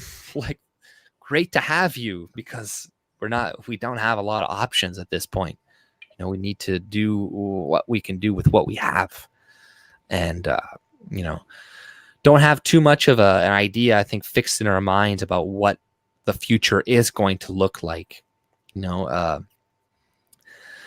like I said, we're not going to go back to the 50s and shit. That's not gonna happen anytime soon. But yeah, like I said, we're going on a little bit late. Thank you all for joining us, guys. I really appreciate that. And everybody, like I said, subscribe, share, and you all hopefully have a good night. And TCR on Saturday too. So TCR on Saturday on D Live. Chris will be there as well. All right. So F.Mencken. Yeah, I just posted. Let me just post it again where it's going to be. Like I said, I'm going to be doing a late stream tonight playing Bridge Over the River Kwai with Alec Guinness. And then on Saturday, I'll be running TCR with AJ, and Chris will be there as well.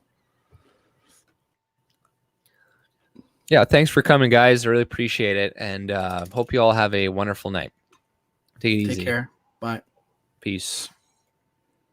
Ending broadcast.